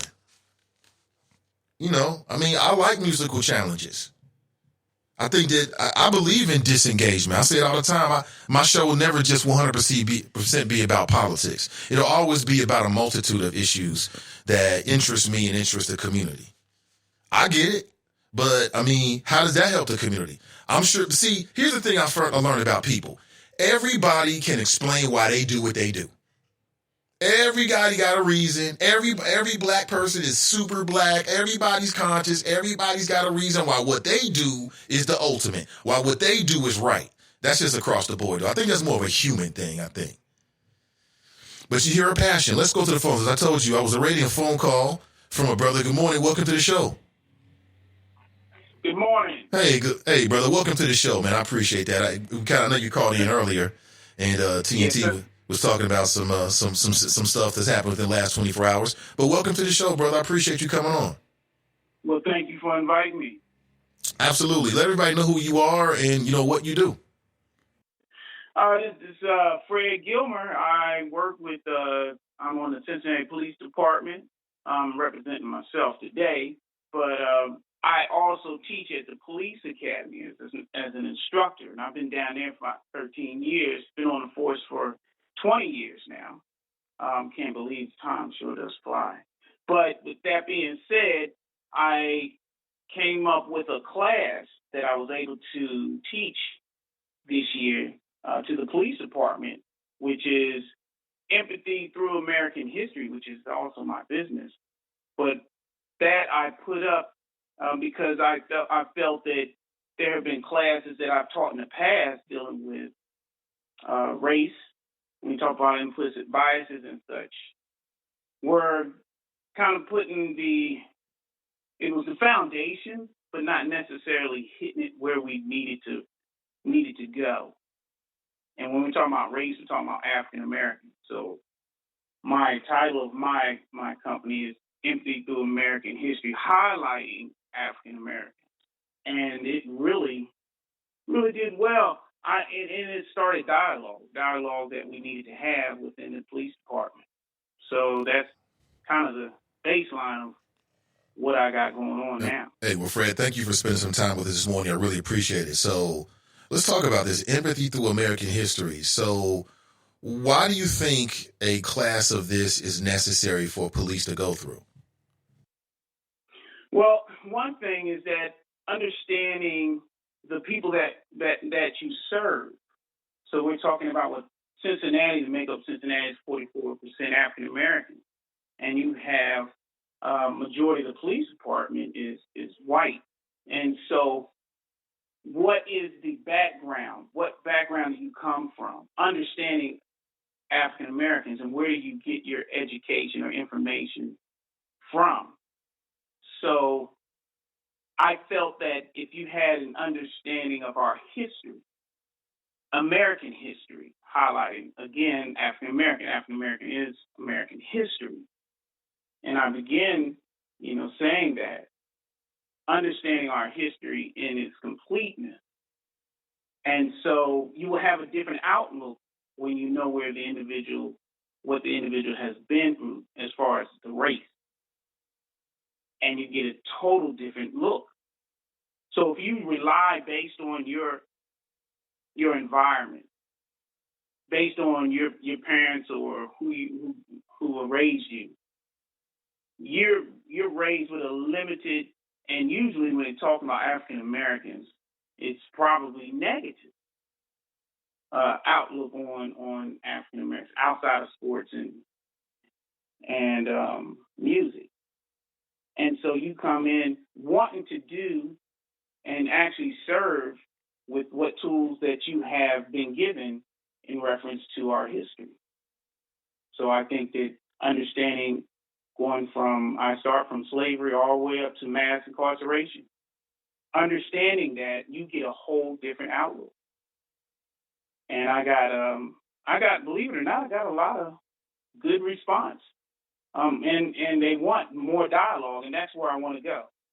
A lot of change happens when there's dialogue. So did all of the police officers, Cincinnati police officers, go through this training? Is that a process or? I actually finished it. I still have there's a recruit class in right now. They'll be graduating coming up now in 4 weeks. So I have to finish with them, but yes, the entire police department had to go through that. Does that include the command staff too? Yes, so I had to start off with the command staff, and they're the one who put the stamp on it and approved it and said, hey, let's push it. That was in January. I finished up in May. What was that like? I mean, here you are dealing with the top of the police force. I mean, are some of those individuals, and I would imagine many of these individuals in the command staff have been there for a while, right? They've been on the force for a while. Did you see implicit bias? I mean, what were some of the things that were being communicated to you by the command staff? Well, I would tell you this: with the command staff, there were questions, and a lot of it was, I didn't know about that history, and tell me more. And where do you want to go next with this? So I told him this is just the beginning. It's just the history. And believe it or not, it was really quiet through most of the classes that I taught. And I wanted that in some ways. And, I did want questions, but that takes up a lot of your time trying to answer each individual's question. So with that being said, they sat in the class, and just silence, listening, was huge, because oftentimes, we as people of color don't have opportunities for people to sit and listen to our story. And when they listen, it was just let me contemplate on what he just said. What was just with this information that was just given to me. And I think that the fact that they approved of it spoke volumes. and it was something that was needed and something different. So it was a class that was formed from within the academy. Most of our classes are sent out or from outside sources. So me being down there, and being on the force, of course, I had an idea or feel for where we needed to go and what we needed to hear. So I think it was received quite well. How long is the class? Is it an all day class, or what kind of time frame are you talking about? Well, I had it set up for 4 hours. I can do this, stretch it out if I got questions and had more time for it. You have to understand, when I presented this, there was no blueprint. So when I said, they asked how much time do you need, and I said at least 4 hours. If you're talking about a day, which is an 8-hour shift, give me that, because I'm throwing in, of course, break and question. But when you got it down, I got it down to 3 hours, 2.5 to 3 hours. And with that, it was just going straight through, couple breaks, and back in. I had questions, but they were brief. And I offered an opportunity. If you had any other questions after the class, feel free to stop by my office, give me a call. You know my number, you know where I'm at. And I did have a couple of officers to take advantage of that. So what are some of the questions? I'm sorry, Officer Gilmore. What are some of the questions that the officers have? Because like from the outside in, it's like, man, it's kind of like some people look at it like, shouldn't they already know this, right?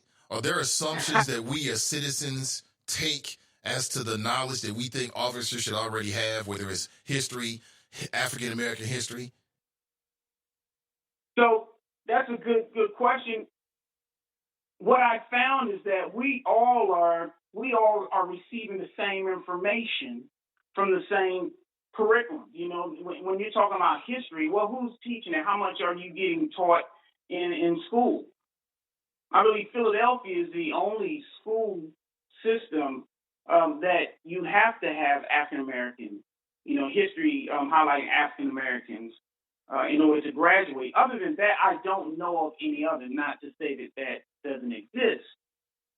So the majority of this country, we are limited when it comes to receiving information. And why do we expect, unless you live amongst African Americans or raised in a house where your parents or you had someone who adopted or whatever the case may be, you had a relationship with people outside of your race, you really wouldn't have that information that we would expect.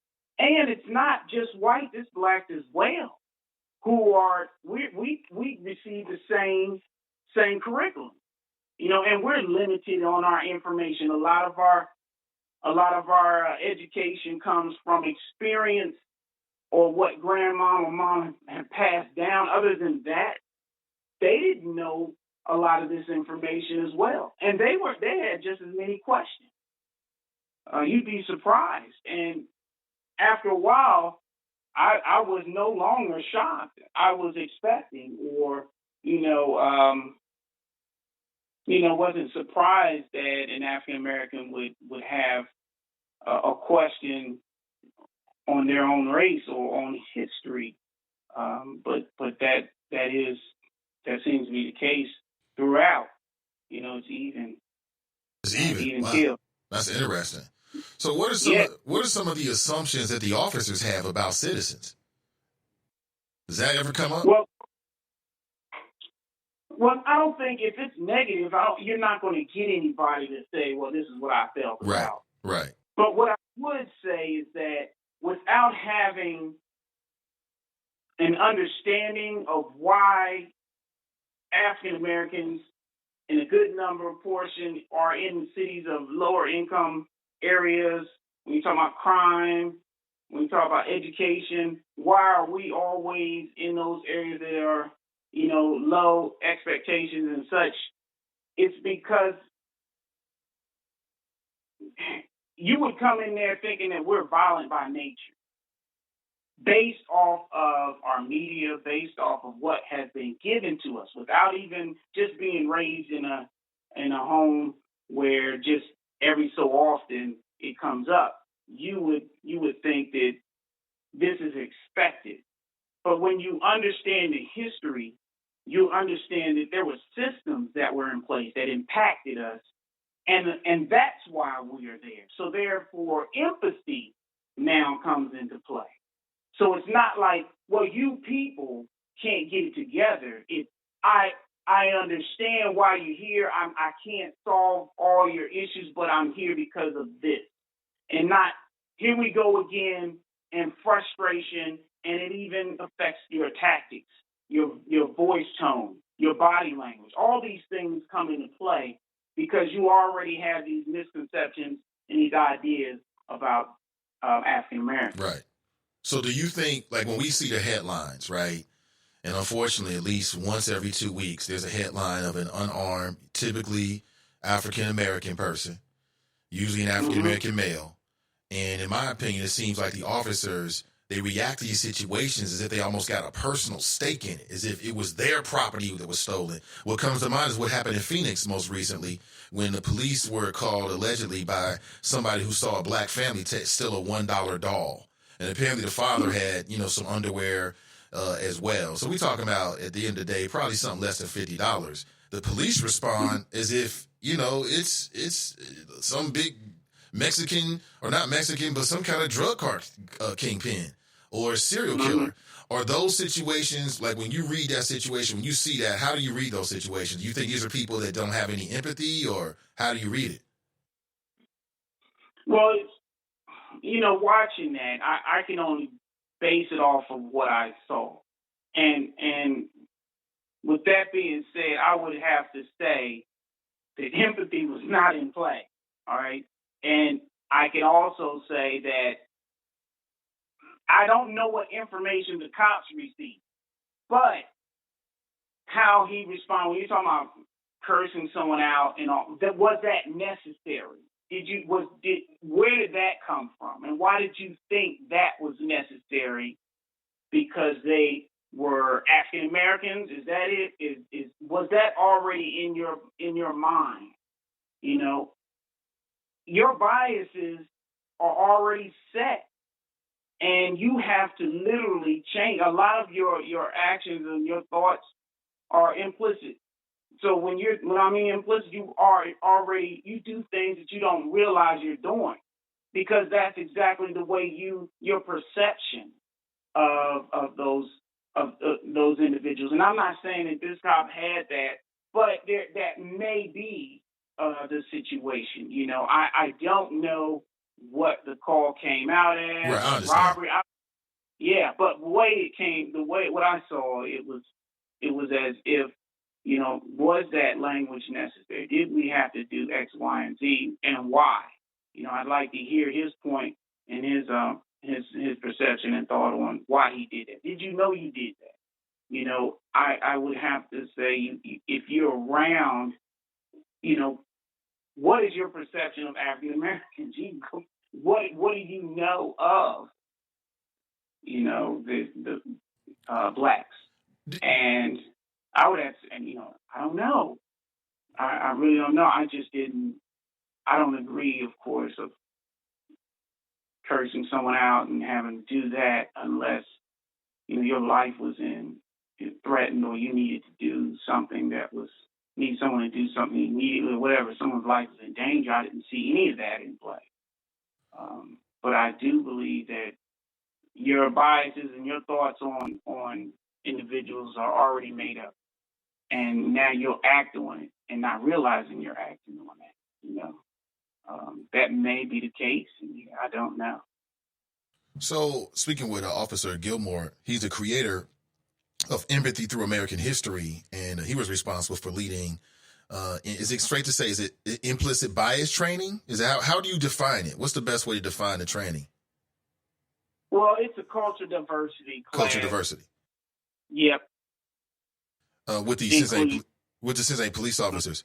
So having done this work, Do you think that there's something that police forces, specifically the Cincinnati police force, should do differently when they're recruiting officers or going through the academy? Other than taking your training, obviously, but what could we be doing differently to figure out whether we are hiring officers that have implicit bias or racist attitudes? Well, now you're talking two different things. When you're talking about hiring, the process is, it's long. Then they're running your background and such.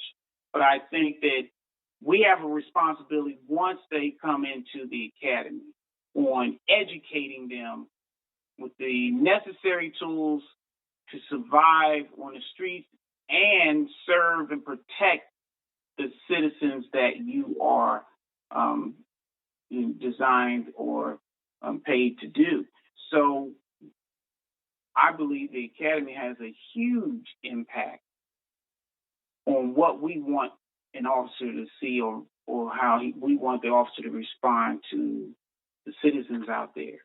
And so educating them on the population, the African-American population, because that's not being taught out there prior to them coming into the academy. Unless you went out in some college course or something of that nature, you're not getting the information needed.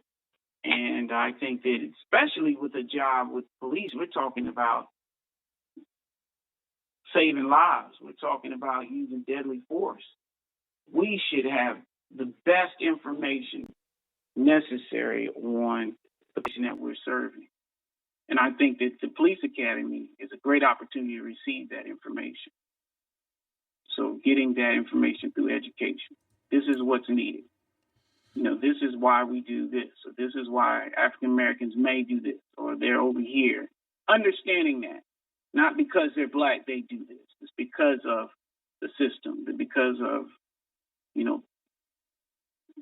impoverished force in the past and dealing with also present situations, imprisonment, and all that. Because we don't need officers looking at, just every black person as a potential threat just because of their skin color, hyped up or encouraged or informed by popular culture that we know has a bias to make black men and black people in general to look criminal. I mean, whether you're barbecuing while black or banking while black or mayor while black, right? I mean, we see this over and over again, people automatically being judged for their skin color. But a couple of questions from the audience, Officer Gilmore. Somebody wants to know your opinion about the officers put on police desk duty in Philadelphia for their social media post. The chief said that over a dozen or so, several dozen officers might be disciplined and or fired. Apparently, they were going on Facebook, on social media, saying things or posting things that were deemed to be racist and offensive. Are you aware of that story at all? No, I'm not. Okay. Yeah. Somebody else wants to know, have you ever had a breakthrough that changed an officer's mind about how he interacts with the people of color? Breakthrough, like in the moment, like, you know what? I guess I never thought about it like that. Yeah. I've had people. They say things like, you know what? When you said that, it clicked in my mind that, wow, I do that. I didn't realize that I responded like that. Or I did envision that when I would come up on individuals who were at the corner or hanging out, pants hanging down. I never thought about that. You had a good point. I had plenty of those. I had people say, I did not know any, a lot of this history that you just said. And now it makes sense, or it's a lot clearer. That's all. It's a lot clearer. Our history can be ugly. And I think that we have a responsibility to give all the history. Whether a lot of people don't want to hear about slavery, but we can talk about Civil War. And they're both ugly. Lives were taken. Let's talk about both. We can talk about Civil War. We should be able to talk about slavery because they have impacted our lives and impacted this nation. And I think that is important. And yes, I've had people come to me and said, I'm glad you said that. This was good. It has changed the way I communicate to my children or my family members. Yes, I've had that. And that's what I want. It's about communication. It's about dialogue. It's about, when you're talking about things we don't talk about at work, well, some of those things we need to talk about. We need to lay it out on the table. It's just we have to learn how to deal with conflict in a healthy way.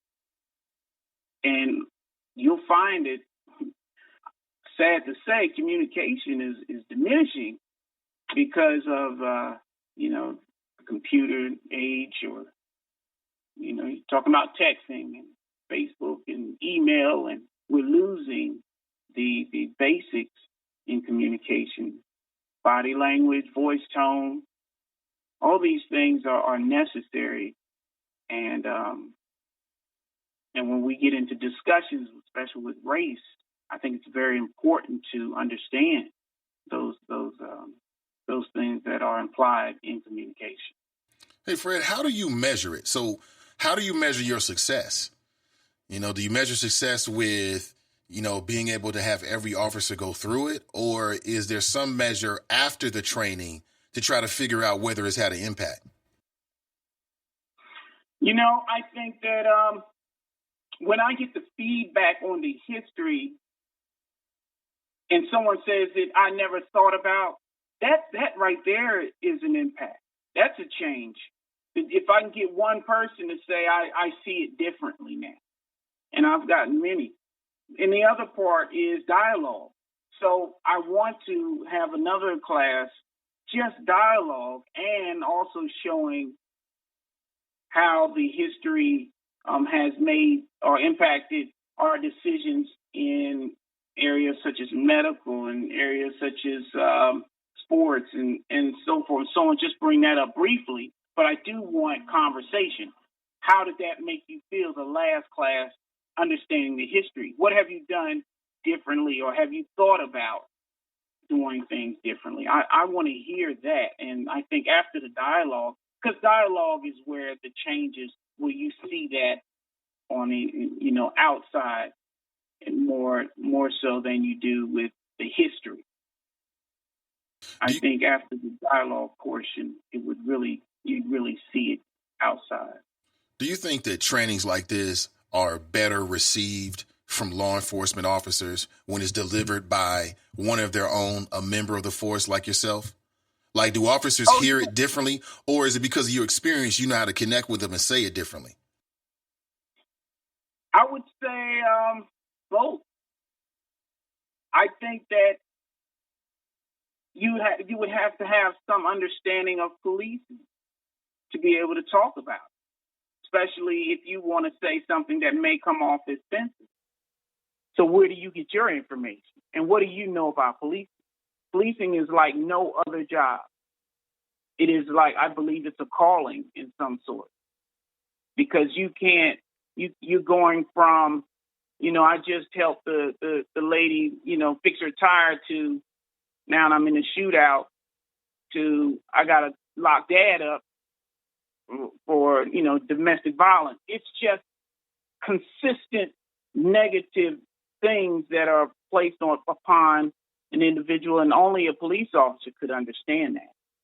So someone just standing up there telling about the police, well, you can just give me a bunch of facts and some information that you read, but tell me about what you've seen, what you've dealt with. Now I can understand. So knowing most of the individuals who sat in front of me have been through at least some part of my classes, went through the academy and such, so they know when my name comes up, what do they think of when Fred Gilmer's name comes up?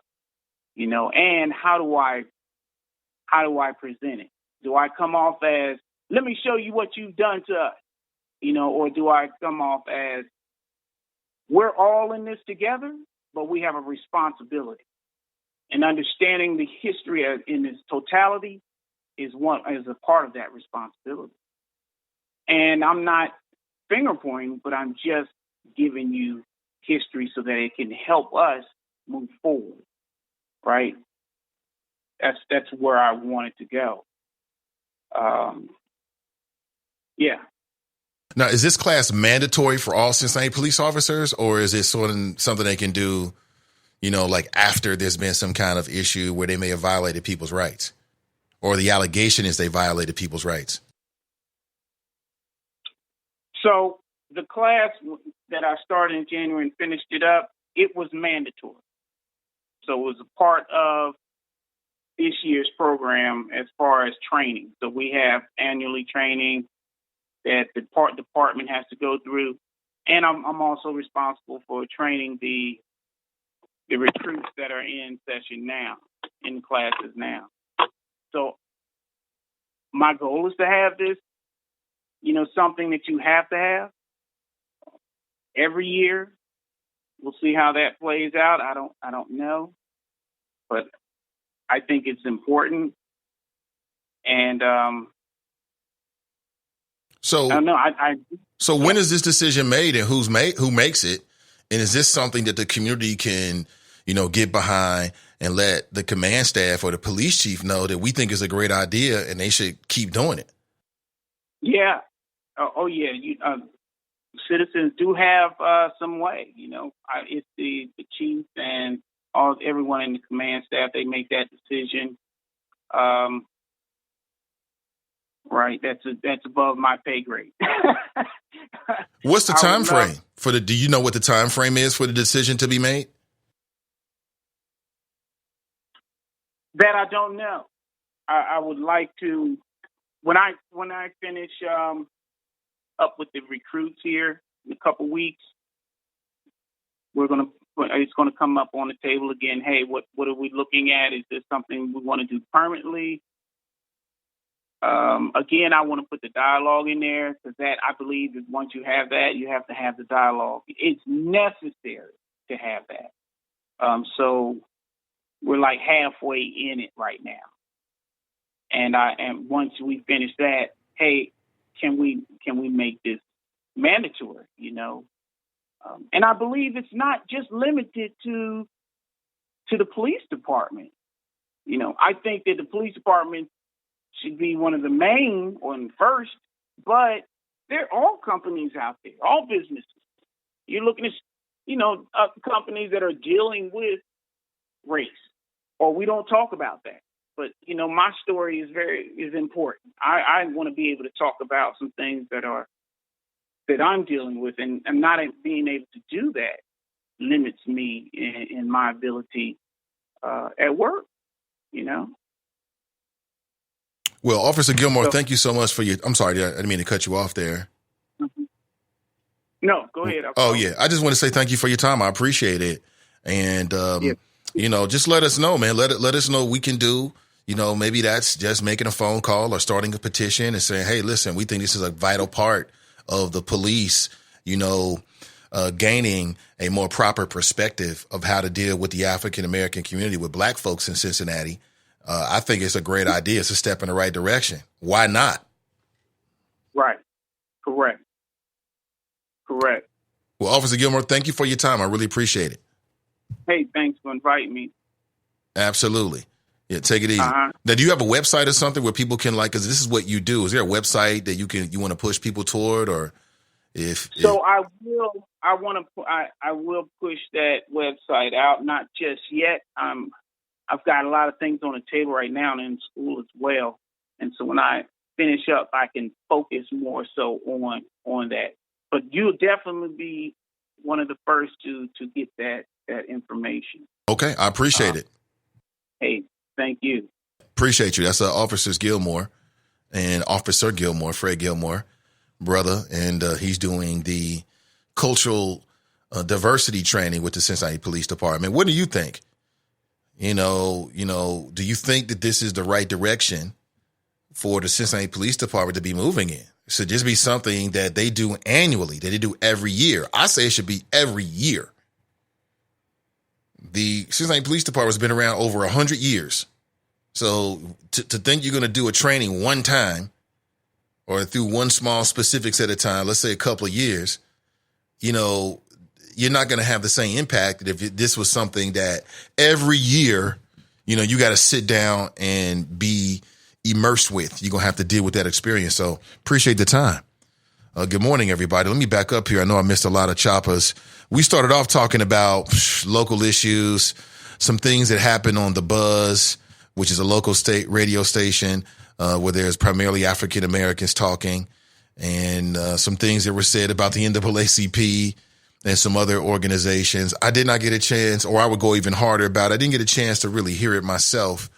So I really can't give you any firsthand knowledge, but we talked with a couple of the choppers, and, you know, that's media. At the same time, you know, I had to set the record straight with the fact that if we're going to ask questions, then there's a lot of questions that should be asked.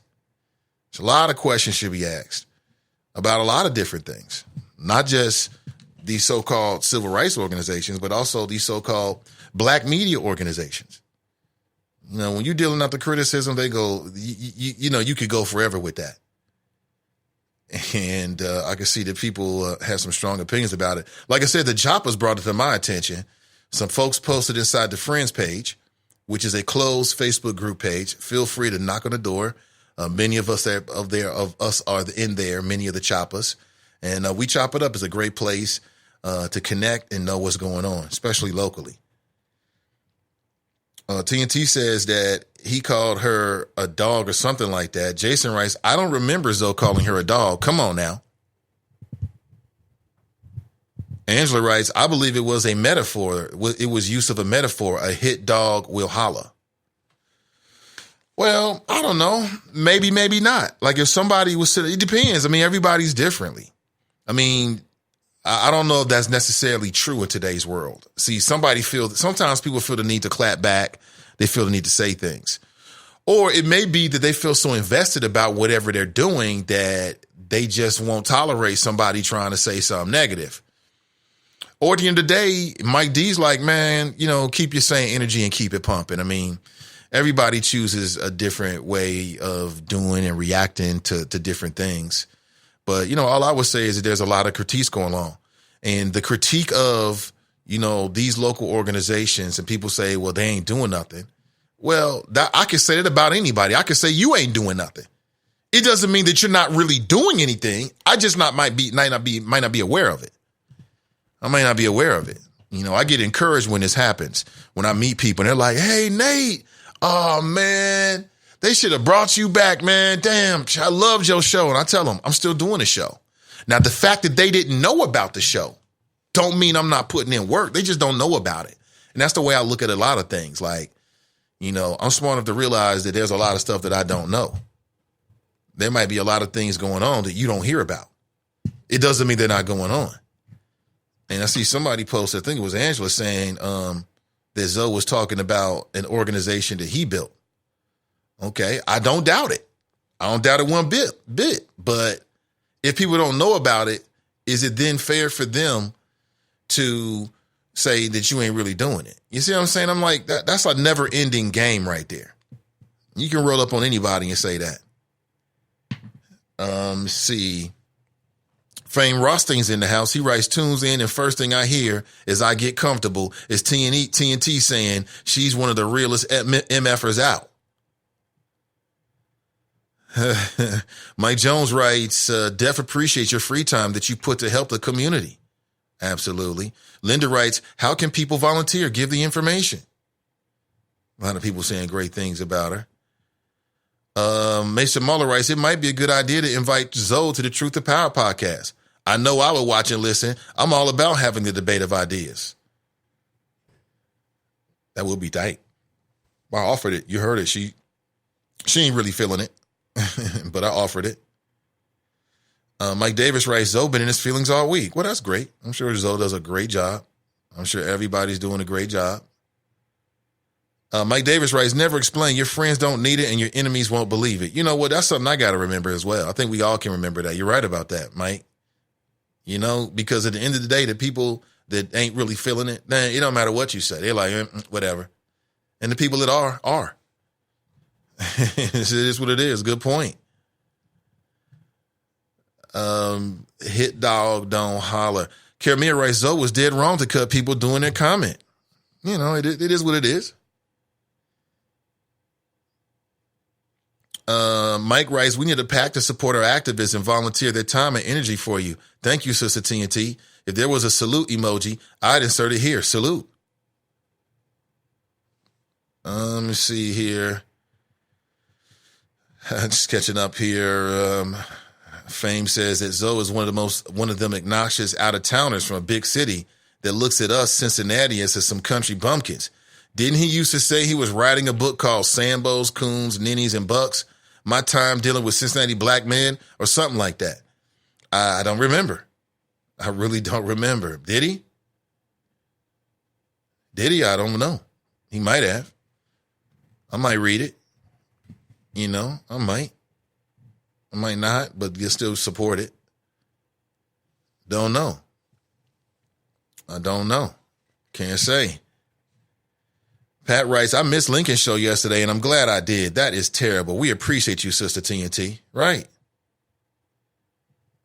I mean, if you're serious about, if you like it, like, see, what I'm saying is, like, if you want to know what the NAACP is doing, you could just say, hey, listen, can we get to we're going to call this, civil rights call-in hour or something like that. Hey, guys, just let us know what you're doing. Call in, let us know. You could do that. Boom. If your goal is trying to figure out what the information is, then that's how you could couch it. But if your goal is to just rev up the ratings, get blood flowing, and again, I ain't against it now. I ain't telling you I'm above it. I understand it. I mean, that's part of the JOB. I get it. You know, if you sat in for Lincoln, what's Lincoln doing? 2 hours? Okay, 2 hours. That's a nice little time frame. And you got to fill that space. And, you know, a great way to fill it when you tell them with the black community is to challenge the black community and challenge these traditional organizations, because these traditional longstanding organizations, they make for a perfect enemy. You know, they don't talk back in the moment unless they call in. And if they call in, it's great for you because now you got friction. I'm sure people love the conversation. I get it. But that's not, but if you honestly are like, hey, let's try to connect and unite and build. I just feel like it sounds a little bit differently. You know what I'm saying? Like, trying to unite with somebody sounds differently than trying to use them as a prop. You know what I'm saying? Because you got time to fill. It sounds differently. Like I said, I've been doing this for a while. I know the difference. Angela writes, he has created something. That's what he was comparing and contrasting. Yeah, but nobody heard about it, Angela. So no, he didn't. That's the new rule. The new rule, if nobody heard about it, it don't really exist. That is the new rule. I'm just having some fun with it. It is what it is. Everybody's entitled to their opinion. Jason writes, DARFM.com allows you to record any station, anytime, doesn't cost much. Is that right? That's right. TNT writes, and when I asked Zoe if he is coming to the event tomorrow, that's a Tracy Hunter support committee event at 2 p.m. over at New Prospect Baptist Church tomorrow, to be counted as one of the 100 men to support Judge Hunter, his answer was no. But I told her, no, but I know her. She's saying that he said to her, even in his capacity as a filmmaker, he could help create short social media videos for her to help her story. But is he offering to do that? No. Yeah, I guess he could. Daryl writes, good morning. Hey, good to see you, D. TNT writes, I've seen his class and it's very thought-provoking in conversations of race and the history of policing against African Americans to create empathy. Yeah, because what you see is a lack of empathy. Like I said, there's a lot that the police can do. We got to stop making excuses saying, they can do it. That's not the point. You know what I'm saying? I mean, part of the effort is what they should be doing per the community standards, per the community. Mike Jones writes, where is John? He needs that class ASAP. That's funny as hell. I'm sure John thinks that he can actually run the class. I'm sure he thinks he can actually run the class. I see Brother Lawrence is in the house. Good to see you, B. See, I think I read that. Okay, some questions that came in. His thoughts on reorganizing the FOP and that organization hanging on to rogue officers at the detriment of the community. Sorry, I missed that. Chocolate Roll Wonder writes, I care for Zoe as much as I care for Ken Anderson. She says, fuck them both. Damn. You know, listen, I have no beef with any man, especially no black man do I have any issues with. So I don't have any issues with Ken, even though Ken he despises me. And I don't have any issues with Zoe, even though it sounds like Zoe was on some BS with some people that I'm working very closely with. You know, that's their opinion. You know, but what I want you to understand is look at the power of TNT and Sister V calling in. You made the show for him. You made the show.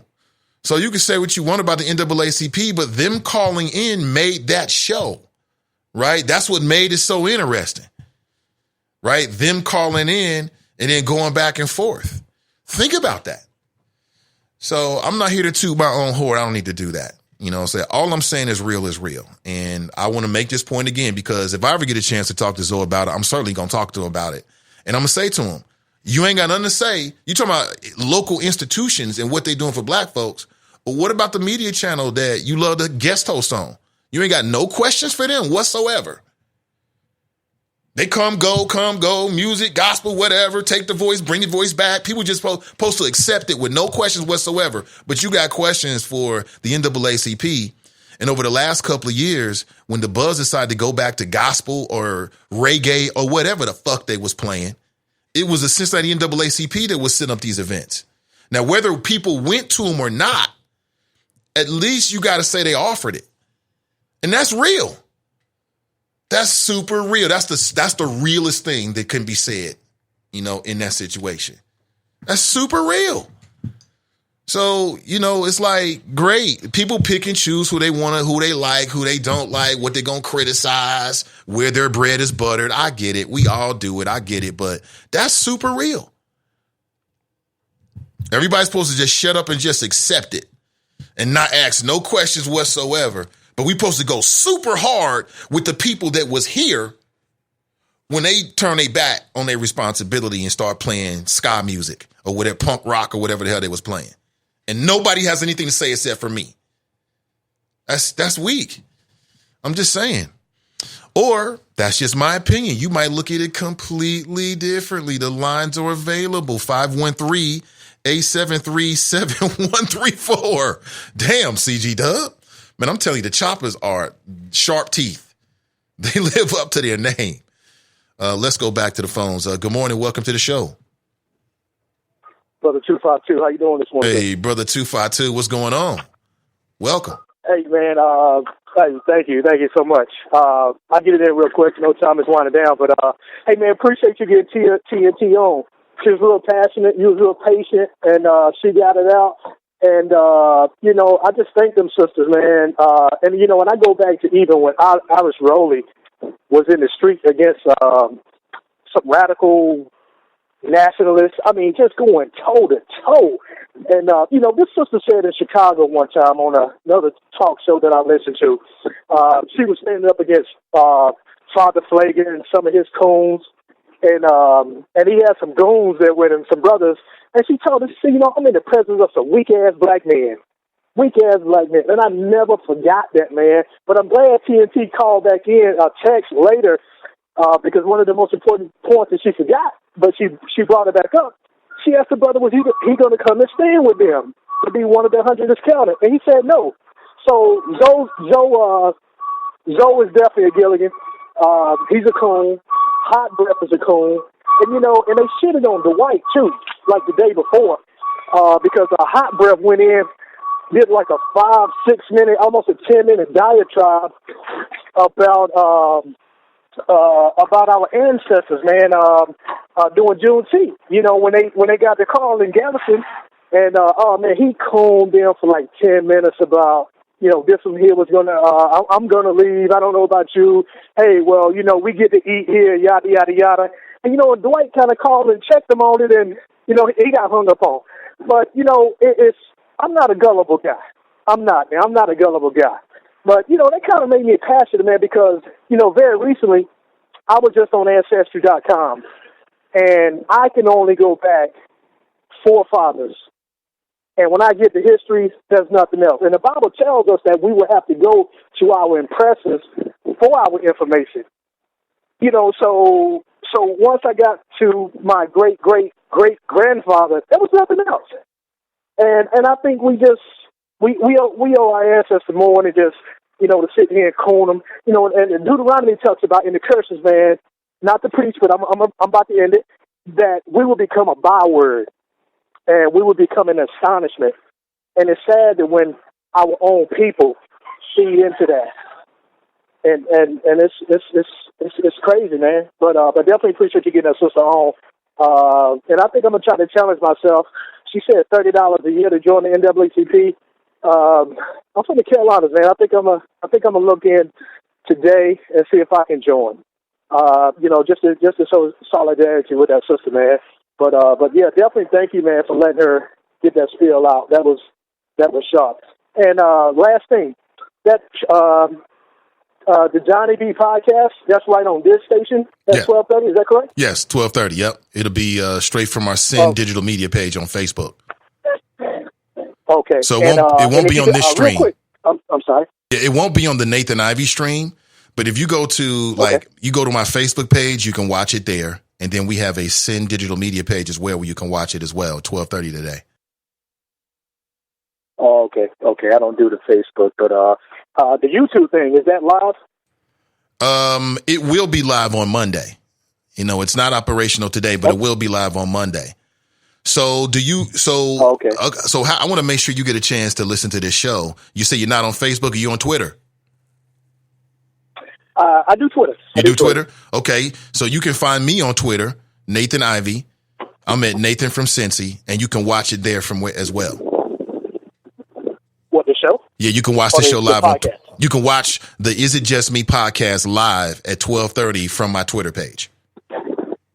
Okay, I'll check that out, man. Yep. And again, man, I'm not from Cincy, but Sister V is so lovely and talented, man, that I don't know why she don't have a couple of goons just ready to be pull-up boys for her.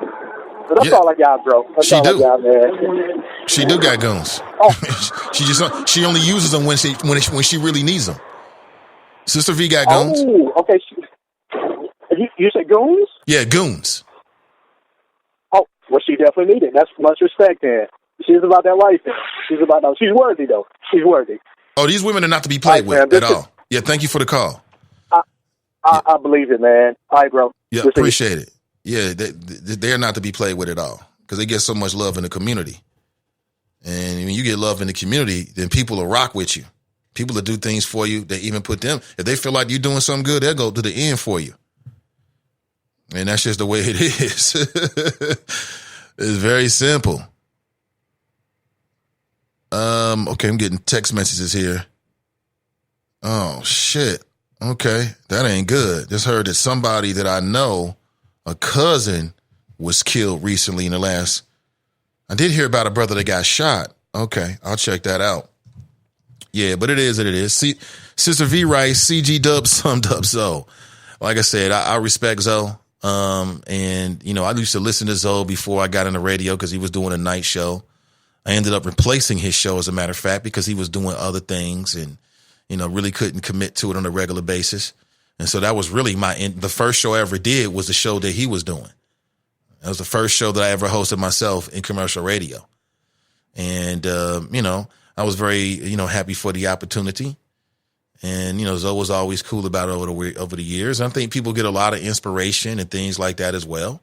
Sometimes you got to take the good with the bad. I get it. But I just felt like, I just had to be real with it. That's it. That's it. Somebody said Hot Breath. I'm sure that Hot Breath will be I'm sure he's doing an excellent job.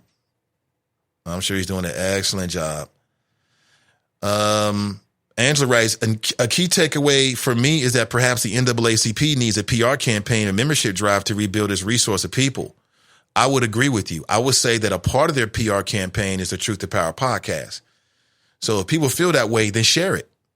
I mean, that's a part of it. They talk about it on the podcast. You know, you might say, well, damn, you know, this content ain't for me. Well, share it. So that way people that are on your social media feed can make their own decision. So that's a great way that we as individuals, you know, can share and help the NAACP with their campaigns. I know there's a lot of different opinions out there. And I know, man, there's people out there that look at the NAACP. I'm not here to cape for the NAACP. I'm not doing that. I'm just telling you the facts. I have never said anything to you this morning that was not just either straight up straight up facts, like here's what's been going on, or I was maybe like a half a step from some facts, and maybe I mixed in like maybe 5% opinion. But what I told you about the same media station that Zoe was sitting on talking ish about the NAACP decided that we don't want to invest in black talk. And while they did that and they was playing rock music, the NAACP was still here being consistent. And that's facts. And whatever happened to real being real, whether you think the NAACP is doing everything you think they're supposed to do or whatever, not, you know what I'm saying? You know, I read Mike Davis said that they need a PAC. Well, they just need people that will share their content, maybe get on board as a volunteer or whatever. But, you know, that's a powerful way of getting the word out for the NAACP, and that's sharing their content, letting people know, like, well, here's the voice right here. I posted on my Facebook page for people that might be ignorant about what they're doing. All you got to do is click on it, subscribe. You'll find out if you care. Now, if you don't care, why are you asking? You know, that's what I would say to Zoe. If you don't care, why are you asking about what they're doing? When it's so easy, you on Facebook, you know, you see it. I'm Facebook friends with Zoe. He sees my content. He see what I'm posting. People need to stop fronting, man. Stop fronting and keep it Rizzle 100. Like I said, if the Cincinnati NAACP was perhaps doing a show, if they was doing a Saturday show with the Buzz, something tells me he wouldn't have been popping like that. But they not. They rolling with me. We rolling together with Sin Digital Media. So now they open for conversation. That's one way of looking at it. Or not. Ray says she's got a row. Hey, good to see you, Ray, and thanks for being here. Really appreciate you. Really do. Sounds like Nate had a great show this morning. Can't wait for the replay.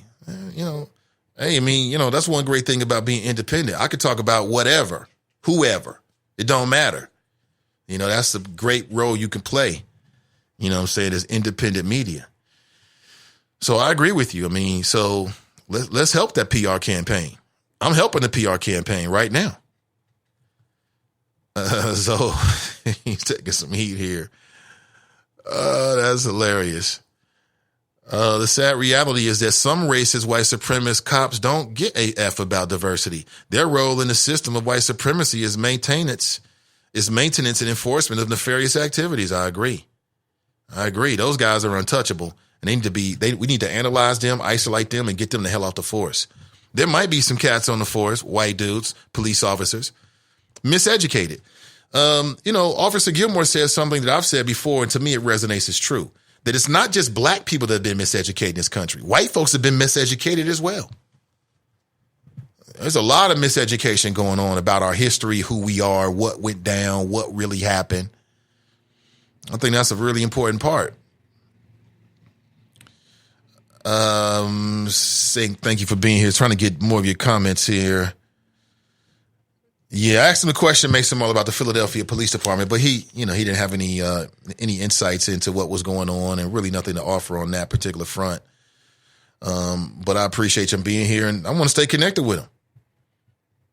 You know, let us know. Like I said, I'm serious about that. I think that they should continue this trend. It should be annual. It should be a part of what they do, baked into the schedule. All right, guys, it's time for culture diversity training. You're going to learn about Malcolm X. Right? I think it's important, even if it's like a small amount of time, even if it's not like, even if it's not like, 100%, like they're doing it once a week or something like that. It doesn't have to be. It doesn't have to be for it to be effective, for those that it might be impactful on. I don't know. Angela writes, I think his curriculum will shine a light on them if you pay attention to the receptivity to it. Well, see, that was one question that came up for me. Like, how do you measure success? They do the class, they get a chance to talk, which I think is important. I like the fact that it's being led by a police officer, because I just think, for me, as a police officer, if you're not a police officer, it's real easy for me to just tune you out because you don't know what you're talking about. You've never done it. You never put your life on the line. You never had to cover your buddy's back in a life and death situation. So I think being led by a police officer is the right approach if you're trying to reach police officers. Because if it's a civilian, they'll be like, psh, whatever. Yeah, whatever. Cedric writes, a great show today. What's up, Mr. Denson? Good to see you. TNT writes, Angela, we have been trying to raise money through our Freedom Fund dinner to do just that. NAACP chapters in major cities have an executive director who is the face of the organization and attend all important meetings as our representative. We would pay them. The other organizations are not volunteer like us. They have paid boards. It would help a lot. Okay, appreciate that. You know what? It sounds to me, at the end of the day, like this is going to have an overall, perhaps, there'll be a silver lining in all of this, which is it might just remind people like, oh, NAACP. They might have heard the conversation and been like, Zoe tripping. We're going to support you. Right. And if that happens, hey, it's all good, man. It's a silver lining in it. Right. Yeah, it's all good. Kinda. It's all good. Kinda. Want to remind you before you roll out of here, coming up in 2.5 hours, 12:30 p.m. approximately, the Is It Just Me podcast is back for another superlative episode. Donnie B will be talking about, well, she'll be talking about your rights. Know Your Rights is what we're titling the first part of this multi-part series, inspired by the Netflix series When They See Us and all of the tragic events surrounding what people call the now exonerated five. Used to be the Central Park Five. I like exonerated five better. But what would happen? What would you do if your child gets caught up and gets accused falsely, in your opinion, of a very serious crime? Can the police interrogate your child? Can the police interrogate your child if you're not around? What if you tell the police, what if your child calls you and says, look, I'm down here, they asking me these questions. You get on the phone and say, look, don't ask my baby another question. But they proceed anyway. What do you do? Here's another question for you. At what age in Ohio can a kid be questioned without their parents? At what age in Ohio can a kid be questioned without their parents? I mean, I think these are things that, we can arm ourselves with some knowledge. So if you have any questions, please get them ready. You can put them inside of today's Chop Shop audio stream on Spreaker, and I'll gather them up. Or you can save them, and you can drop them in the comment section when we start to post on social media. So where will it be posted? It'll be posted on our Facebook page, Sin Digital Media. It'll be on our Twitter page, again, at Sin Digital Media, CIN Digital Media. We live in a digital age. It'll be on my personal page as well, Nathan Ivey EY. It'll be in the Friends page, and you can check it out there as well. And also the Is It Just Me, Donnie B podcast, the Is It Just Me podcast with Donnie B. It's a group as well. It'll be broadcast live to that group. So it's a multitude of ways that you can check it out. If Twitter is your thing, cool. Feel free. And we'll talk next. I'll be riding shotgun. Okay. So to speak, I'll be the host, the co-host. I'll be the co-host for today's show, because Rodney Harris will be riding shotgun with her, and they'll both be hearing. He's an attorney, and they'll both be sharing their legal expertise. Okay, looking forward to it. And I don't know. I mean, I'm gonna talk with Rodney when he comes in today about doing something more with us here on CDM. Looking forward to that. CG Tub, I read those questions. Listen, I'm not here to turn anybody against Zoe. I have nothing but respect for everybody. But again, I just had to give my opinion and keep it real with you this morning. So that was it. So we're at 10:05. I got to make a move. I want to make sure we'll be up and ready to go for our live stream at 12:30 p.m. today. And please check us out. Please share. Your shares mean everything. And I really appreciate you. tomorrow, I will not be with you because it's Saturday. Sunday, I will not be with you as well. I'll be back with you on Monday. Now, on Monday, a little bit something different. On Monday, we're going to kick off the live stream to YouTube. And you can go to my YouTube channel right now. You can find me right now, Nathan Ivey. You can subscribe. Now, if you're a YouTuber, if you like YouTube, if you're on YouTube, please subscribe to the Nathan Ivey Show YouTube page. And I've been posting the audio clips of the show, but that's going to change. It's going to be the video show, the streaming video show, each and every time we go live with the Nathan Ivey Show. So we're going to YouTube, and we'll kick it off on Monday. So please check out the stream. I really appreciate you. And, have a great weekend. Have a great weekend. Have an excellent weekend, right? Recharge this weekend. Spend some time with your family this weekend, or get into the lab this weekend. Do what you do. Good morning, good afternoon. And again, we'll talk real soon. We'll catch up at 12:30 p.m. later today for the Is It Just Me podcast with Donnie B, her co-host Rodney Harris. Know your rights. What are your rights? What are the rights of your children? If law enforcement swoops down on your kid on the street, takes him back to the police station, you get a phone call from a scared child, what's the first thing you should do? That'll be today at 12:30 p.m. Please like and share that stream. It means everything. Have a great day, and we'll talk real soon. I'm Nathan Ivey, and I'm out.